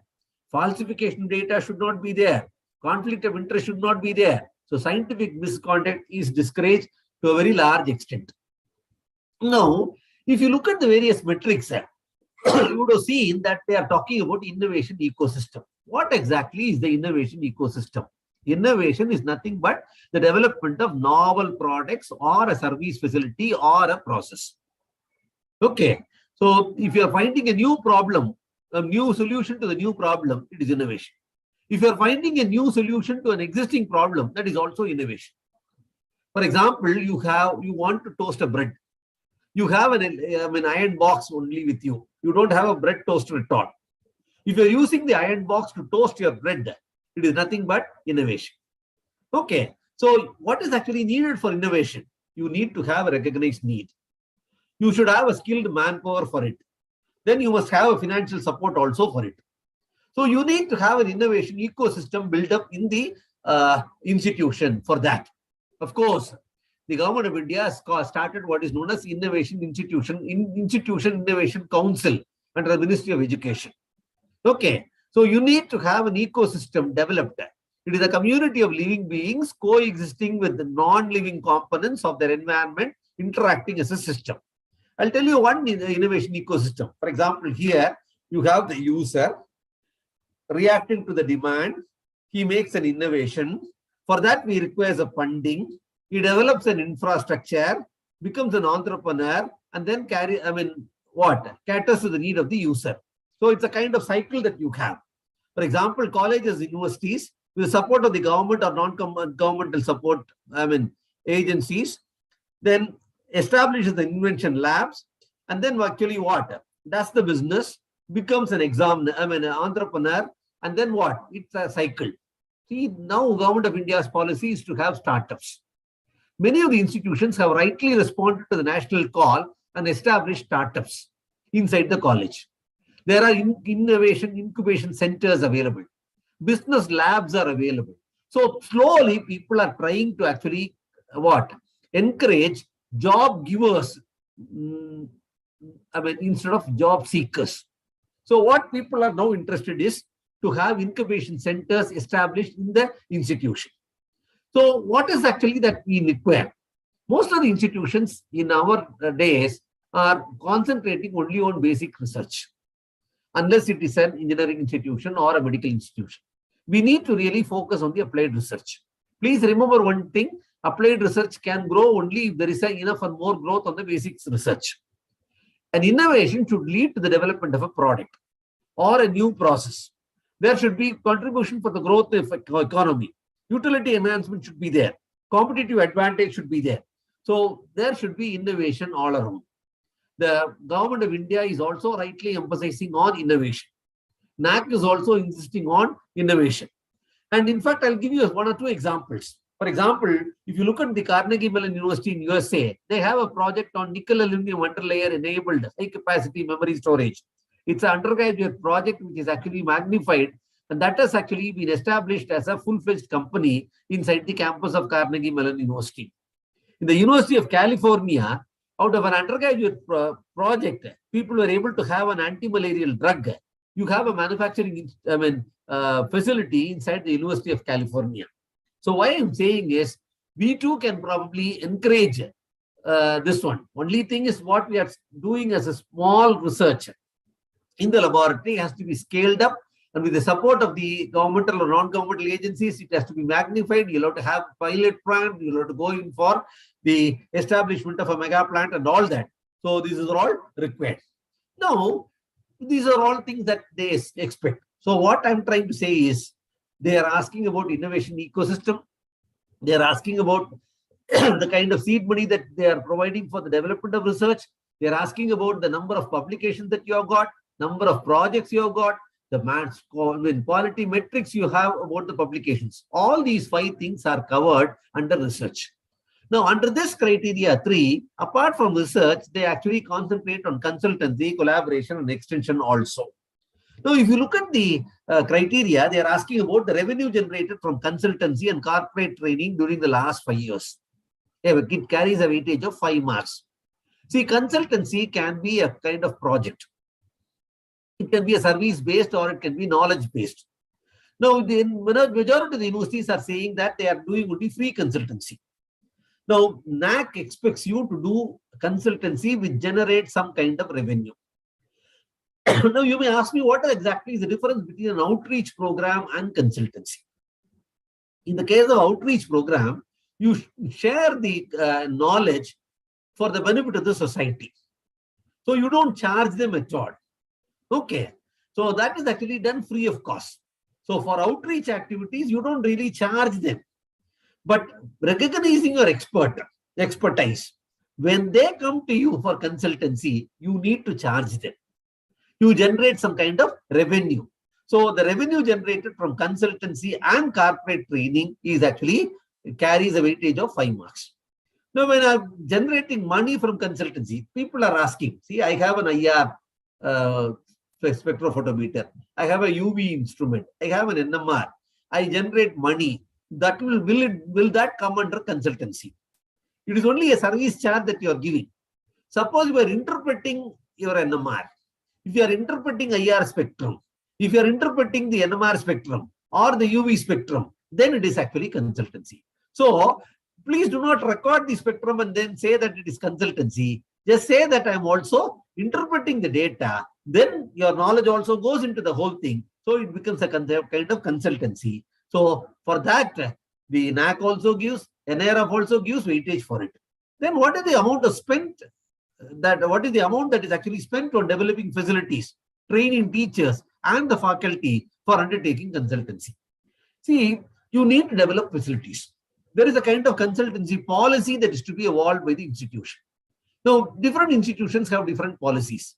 For example, if you are making use of the facilities that are available in the institution, 60% of the consultancy amount revenue that is generated will go to the institution and 40% will go to the individuals. Suppose if you are not using any of your facilities at all, it is individual based.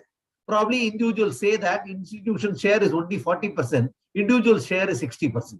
So there has to be a separate policy for the consultancy. Please remember one thing, there are a number of policies which are to be probably prepared by the institution.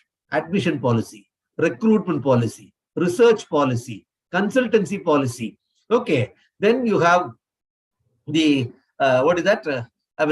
Information security policy, infrastructure policy. Okay, and then academic policy, administration policy, like for example, admission policy. So all this we need to really have. So number of policies, documents have to be made ready. All these things have to be approved with the management, and then it has to be displayed in the website also. Now coming to the next one, extension activities. Now there is a problem. Majority of the institutions are not able to fare well in the research. But you can always compensate that by doing enough and more on extension. What do you mean by that? Extension activity is actually can be carried out. It's an outreach activity. So extension activities are carried out in the neighborhood community. See, please remember one thing. It is essential that an institution establishes a close link with the environs. So you need to really have your footprints in the neighboring villages or neighboring places. So what is the kind of interaction the community has with the institution? How well are you giving back to the villages around? Or what is the kind of expertise you are trying to give to the villages? And how well the villages serve as laboratories, social laboratories for your students. For example, the Gandhigram Rural Institute, where I am studying, we have a program called Village Placement Program. All the students and faculty are required to be in a village for a period of about 1 week. So what we do is, like, we stay in the village and we just look for problems in the village. They analyze it for MPhil studies or PhD studies. So villages serve as social laboratories. So the problems, social problems and environment problems are being taken up by the students, and they are actually analyzed there in the laboratories of the institution, and we are trying to implement that in the field also. So this is one kind of extension activity. So it can also be what? Some social activity also. Tree planting can be a activity. Like awareness program can be an activity. Health camp and animal camp can be an activity. So in the institution, extension activity can be of different dimensions. I'll try to talk about that a little later. So how much of awards you have got for the extension activities? Whether you have received these awards from the governmental sources or from the non-governmental sources, that carries a weightage of 15 marks. The number of extension outreach programs which you have conducted in the last 5 years through your NCC or NSS or Red Ribbon Club or YRC or other clubs, or through governmental grants or non-governmental agencies, okay, that carries a weightage of 10 marks. Then average percentage of students participating in all these activities, that is 10 marks, 15 marks. So all these is actually given weightage. So these are all things that we are asking. Now I just give you an idea regarding the next one is collaboration. I'll finish this and come to the extension again after some time. Number of collaborative activities. Collaborative activities is like what? For joint academic program you can have, joint publication you can have, joint seminar you can have, joint symposia you can have, a joint rally you can plan. So it can be teaching, it can be a research activity, it can be a collaborative extension activity also. So what is the number of collaborative? It can be through MOU, it can be without an MOU also. See, you are doing research under X of some Telangana University. Okay. So the guide is in the Telangana University and you are in this Rao College. So joint publication is there. It's a collaborative venture. joint, yeah, the other author is another institution, you are in this institution, faculty exchange. So whether it is through MOU or through, without an MOU, it can be a collaborative activity. So number of collaborative activities per year is actually given 10 marks. And then how many functional MOUs you have signed? See, most of the institutions are actually signing MOUs. We organize functions for signing an MOU. But unfortunately, NAAC is asking for functional MOU. Pardon? NAAC is actually asking for functional MOU. That carries actually a weightage of 10 marks, which means under each MOU, you must have had some activities. What are the activities that can be? It can be either for internship. MOU can be for placement. MOU can be for a joint certification program. MOU for an extension program. Extension, it can be for research activity. So it can be for any activity. That for that actually 10 marks is given. And then when I say that collaborations, it can be a linkage through MOU or not through MOU. Okay, two different types of collaborations are there. NAAC, in fact, recognizes both types of collaborations and gives a weightage of really 20 marks for that. Then, coming to the extension activities, as I promised some time back, see, Mahatma Gandhi has said scientific laboratories are devil's workshops if they do not serve the man in the villages. So, it is obligatory on the part of the education institutions to give its best to the villages. The outreach activities have got two purposes. One is students learn the ground realities of the society through their interaction with the society through the outreach program. Second is the society also reaps benefit from the educational experiences of the students and teachers. So NAAC rewards this dual experience by giving a weightage of more than 50 or 60. Okay, so in the assessment. Now, when I talk about the extension activities, many ask what type of activities can be planned. Let me tell you, ladies and gentlemen, the institutions can probably plan for extension activities which are institute sponsored. Institute sponsored, this one. See, for example, Rajiv Gandhi Drinking Water Mission is there. With the help of Rajiv Gandhi Drinking Water Mission, suppose if you are actually establishing some water filter, okay, for the provision of drinking water, safe drinking water to the villages with a local panchayat. It is an institution sponsored. Under Unnat Bharat Abhiyan, many people are actually doing these kind of projects.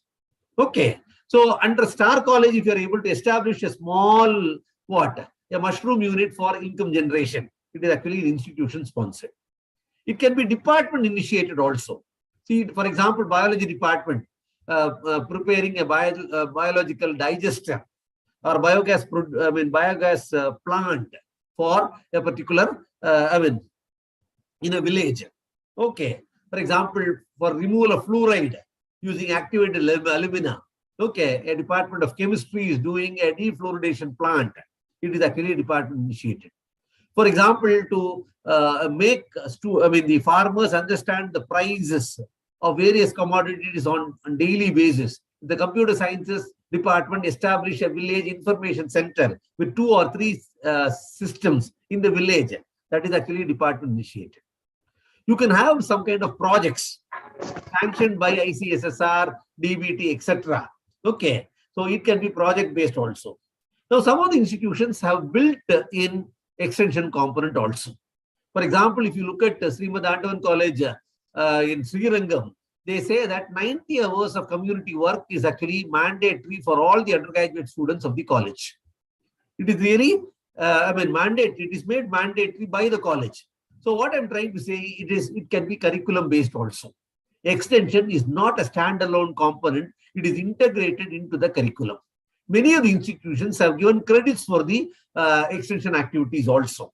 So what I'm trying to say is the extension activities need not be carried out only by NSS or NCC or YRC or Red Ribbon Club. It can be carried out even by every department. So every department, if it organizes one program per month, if there are 10 months in a year, 10 programs can be there. If there are 15 departments in a college, it can be 15 programs per month. For 10 months, it can be 150. For 5 years, it can be 750 programs. For all these 750 programs, if you are able to have the program sheet, if you are able to have the circular, if you are able to have the certificate, if you are able to have the report, if you are able to have the attendance, if you are able to have the photos taken, okay, then you will get full mark. So you need to really concentrate on various activities. It can be, as I told you some time back, you can probably have an awareness program. I'll just try to mention. See, for the improvement of water quality, you can probably take some steps. Provision of drinking water is a national mission. You can say that all your programs are aligned with national programs also. Okay, the first question of NAAC is whether your academic programs are in line with the national goals or state's aspirations. Okay, we are not able to match or correlate our thing with the national priorities. So that is one. And then agricultural enterprises, mushroom cultivation, value addition of natural, dairy products, fruits and vegetables preservation, rural housing, participatory rural appraisal for the social science students, rural governance and administration, microfinance, rural sanitation, conflict management, computer literacy, dyeing, development funding through the panchayats or government schemes, non-conventional renewable energy sources, watershed management. So, umpteen number of avenues are available to do research at the individual level, at the club level, at the department level, at the institution level. So all that is really possible. So ladies and gentlemen, let me make it very clear to you that whatever marks you are not able to score through research, one can actually plan well and then have the marks secured through extension program. Through effective collaborations and extension, one can really compensate for the loss that you are getting through the research. I do not know how many of you know about a college by name St. Teresa's Women's College at Ernakulam, okay, in Kochi.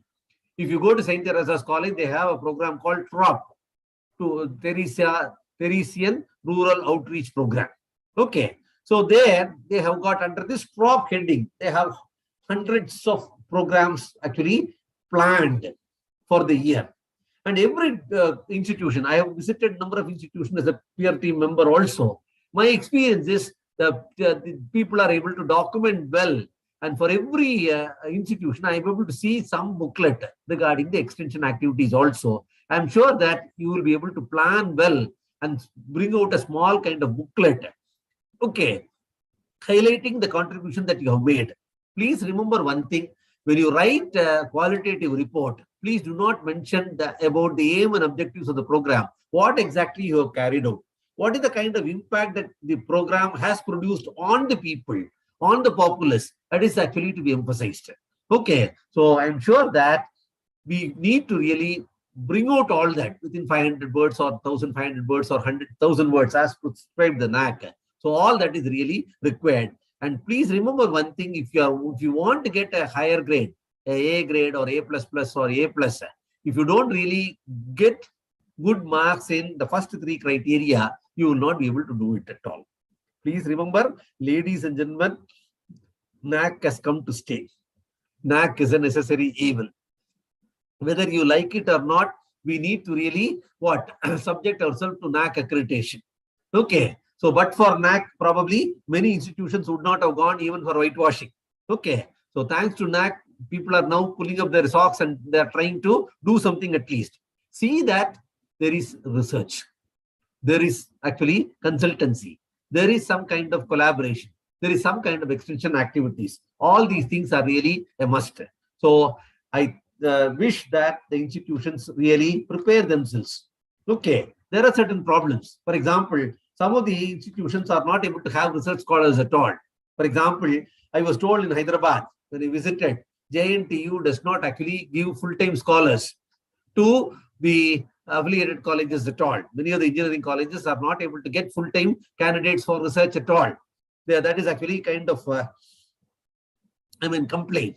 We see some kind of article also very recently, which has appeared in Telugu magazine regarding the role of the university in curtailing the growth of the institutions and all that. So there are problems are there, but we need to really overcome them. So we have to show them that NAAC really insists on these kind of research. And when we do research, please remember, ladies and gentlemen, we are not just doing research for the sake of doing research. See, please remember that research is actually for bringing about some kind of for making some kind of contributions, for making some developmental activity really come into existence. So please remember, if India has to become a knowledge superpower, it has to happen only through the involvement of people. We need to really empower people. We need to empower people through education. Okay. And only then development can result. So there cannot be any development without research. So research role is very much emphasized. So we need to really do quality research. And quality research is really the road, okay, that we have to travel through for a development. Only through development we can make this nation grow. I'm sure that you will rightly understand the role of research and extension activities for the growth of the nation also. And that is why it has found its thing among the 7 criteria also. So, ladies and gentlemen, I'm sure that you will rededicate yourself for the cause of research, extension, and collaboration. Okay. So, for getting the high grade. So, with these few words, let me thank the authorities for giving me a chance to speak on these topics. I'm sure that this would have really, made you think. And I look forward to your questions so that I can answer if there are any. So, over one question is there, participants. So one question is there. Yeah, please. Is it necessary that extension community programs need to be only in the villages, or it can be in the nearby marketplace and the slum? Sir, does it come under research? Yeah, it can be anywhere. It can be anywhere. It need not be in villages. It can be anywhere. It can be inside the city also. Okay. It can be in a slum or it can be in a bank. So if you go just, for example, nowadays the gas companies are asking people to book for the gas only through mobile phones. Many of the women even in the urban areas are not able to book their cylinders. So if through your teachers, you are able to help the housewives do that, it's good. Mobile banking has become such an indispensable thing. If you are able to train 10 women about the mobile banking, there is nothing more great about than this. So what I'm trying to say is, it can be in an urban center or it can be a rural center. It can be anywhere you like. Fine. Next. So one more question. Does NAAC give weightage for the adopting villages, or is it to carry extension activities in the neighborhood areas? They are not worried about adoption and all that. They are worried about the activities that you are carrying out, the kind of impact that it has produced on the community. That's all.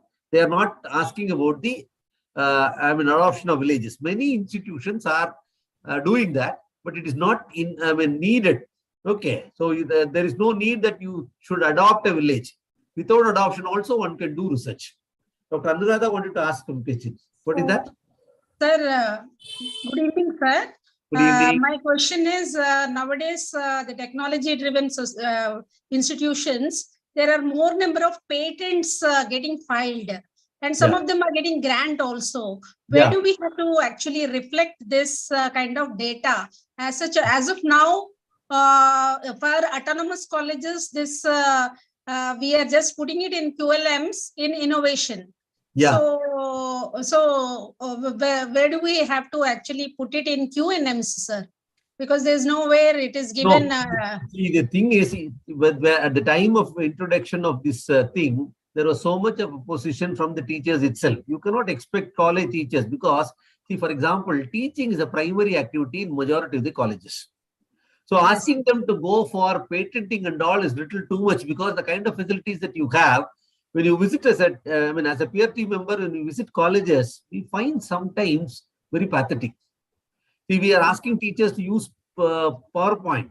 There is no plug point even in the classroom. Okay, that is the kind of situation. Asking them to go for a patent and also will be little too much. If you are able to do that, you reflect it in innovation. But when that is not a basic thing that is expected of an institution, why insist on that and make everybody uncomfortable? I don't think that is needed. So because, for example, if it is an undergraduate college, okay, asking them to go for a patent and also will be very difficult. People are going for copyrights. People are going for the kind of geographical indicators and all that.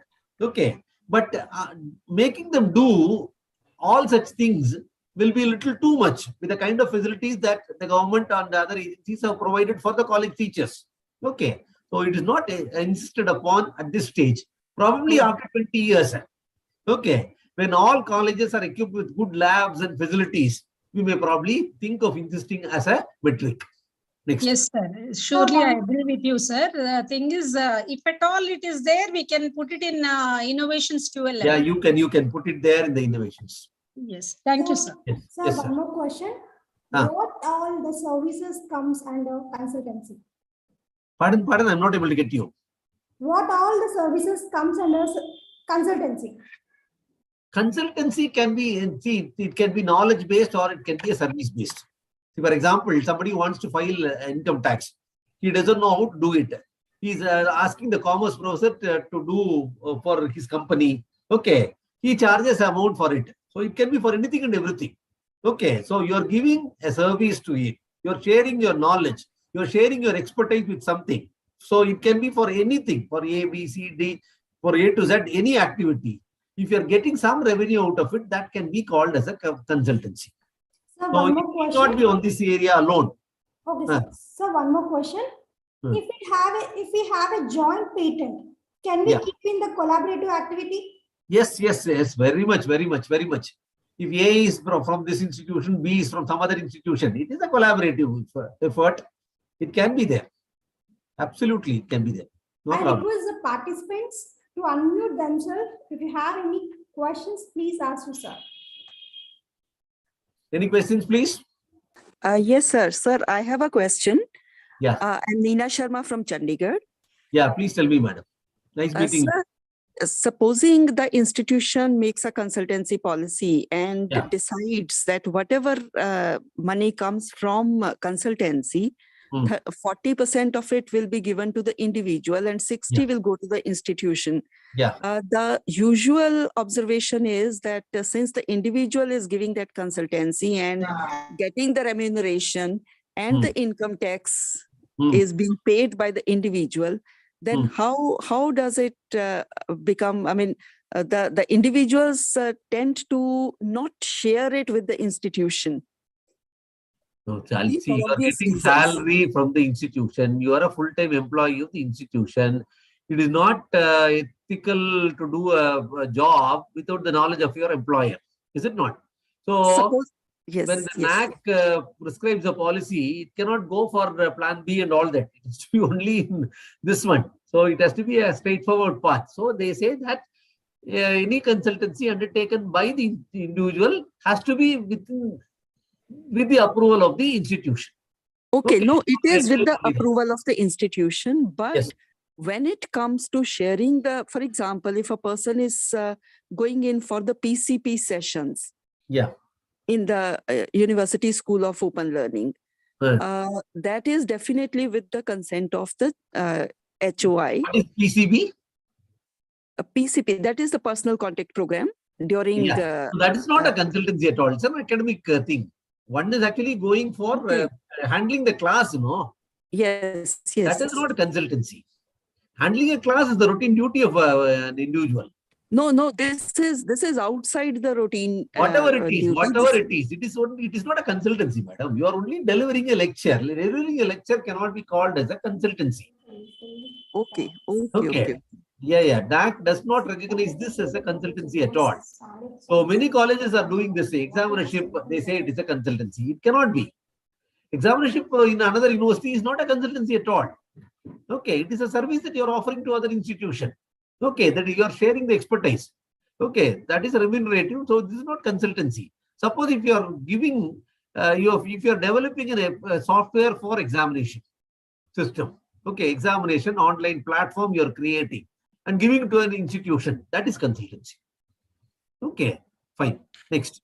Sir, one more Thank you, question. sir. Sir, one more question. Research projects are usually granted to colleges under UGC. Yeah. Affiliated colleges does not stand a chance in getting funded projects. What is the solution for such colleges? Madam, there are a number of agencies. Don't depend on UGC alone. You go to the, I'll give you the list if you want. You see my mail ID, no? You give me a test mail. I'll send you the list of agencies which are giving projects. There are so many governmental agencies which are giving projects. So if your college is a recognized one, 12B and 2F, then you will go for these kinds of projects. Suppose if 12B permanent affiliation is not there, 12B status is not there, then also there are private agencies which are giving for projects. So absolutely, it is not an issue at all. There is no I have actually served as a member, an expert committee member for many granting agencies. Okay, scrutinize various projects, sitting as a member in a committee. We have never distinguished a university project from an affiliated college project. We only go through the merit of the project.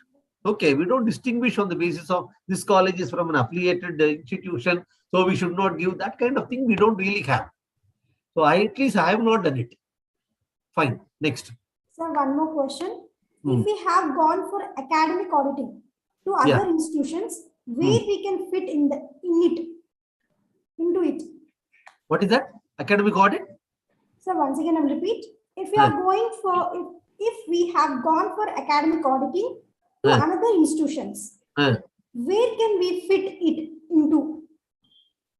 So the question is incomplete, I think. You can probably include that in your biodata. Where else? See, everything that you do cannot be accounted in NAAC, madam. NAAC has got 7 criteria. We will not look for that. Okay, we don't breathe and eat for NAAC, no? So this is an activity which you are doing. You are assessing an institution, that's all. See, I am a NAAC peer team member. Should I mention it? See, awards and honors, probably you can include that. Say that I had the honor of being invited as an expert member for conduct of the academic audit. You can say that. Okay. So there, the awards and honors by the faculty, you know, there you can probably include. In other places you can't. Next. So which type of activities can be considered as best practices? Which is the best practice? See, please remember one thing. See, best practice is one, it has to have something to do with academics. It is to be imbibed by all stakeholders, which will result in the enhancement of the visibility of the institution. All these 3 criteria have to be satisfied. So it has to do something with the academics of the institution. It has to enhance the performance of the institution. Third is, it has to be imbibed with the entire institution. See, please having a medicinal plant garden by a department of botany. It is not this thing. What? I mean, best practice at all. Okay. The whole college using a particular software and then having a kind of e-governance. That is actually what? You are able to enhance the performance of the teacher and the students through e-governance. That is a best practice. So you have to probably have that kind of practices which really contributes for the furtherance of the academics. Okay, the educational experience of the students and the teachers. So such things are only called as best practices. Not getting money and going out and giving lectures and all that. Sharing is a good practice, but not a best practice. Next. Sir, can I ask one question, sir?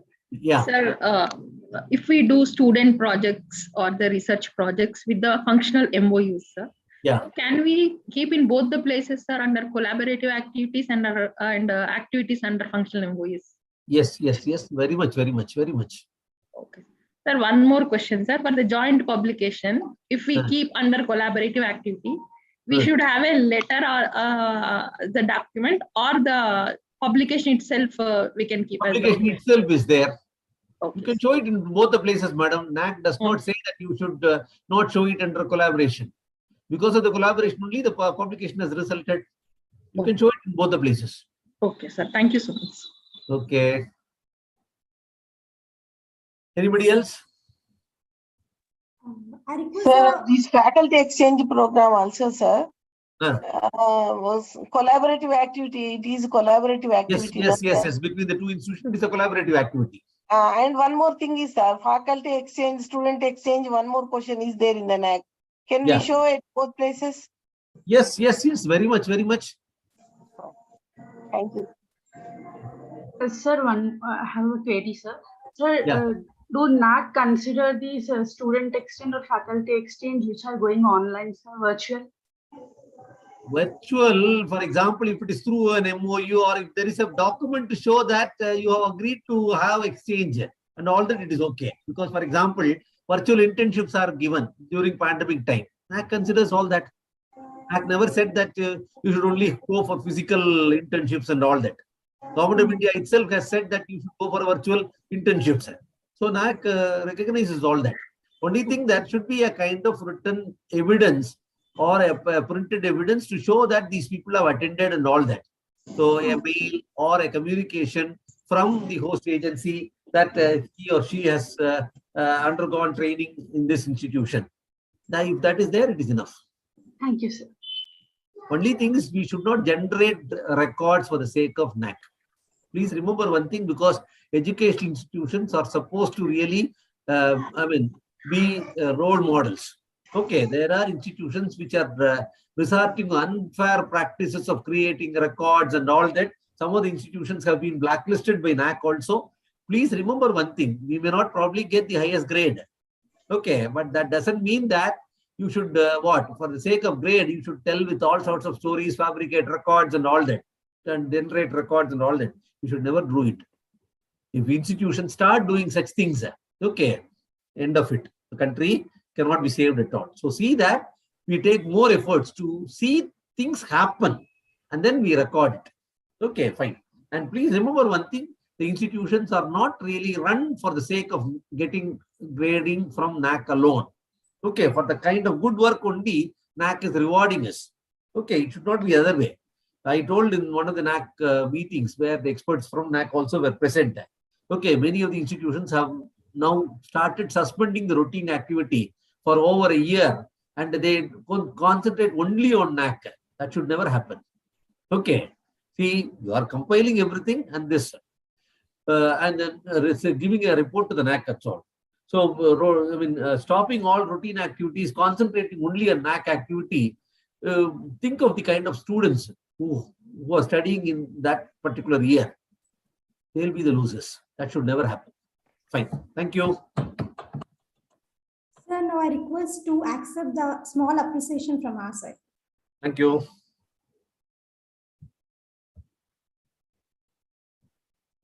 Salma ma'am, appreciation certificate.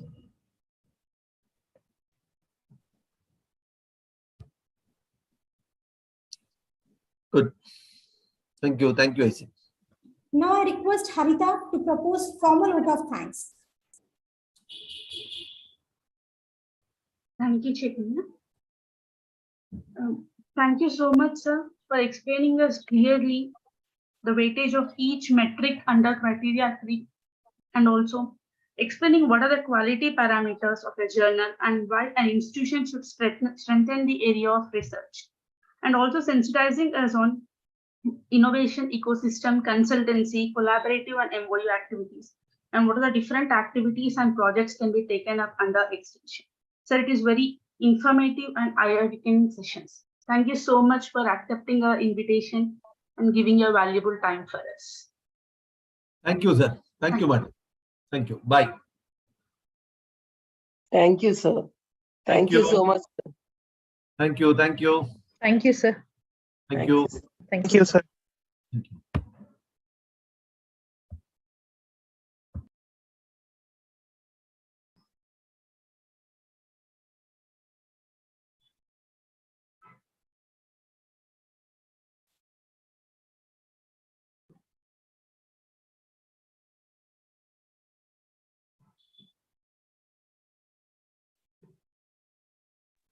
Now I request all of participants to fill the feedback which I have shared in the chat box.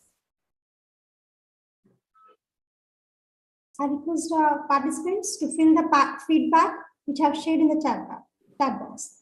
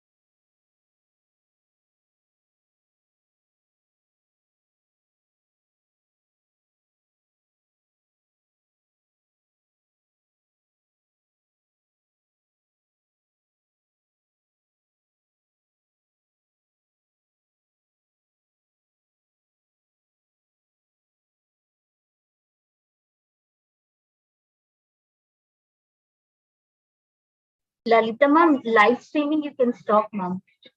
I'm stopping some. Okay, ma'am.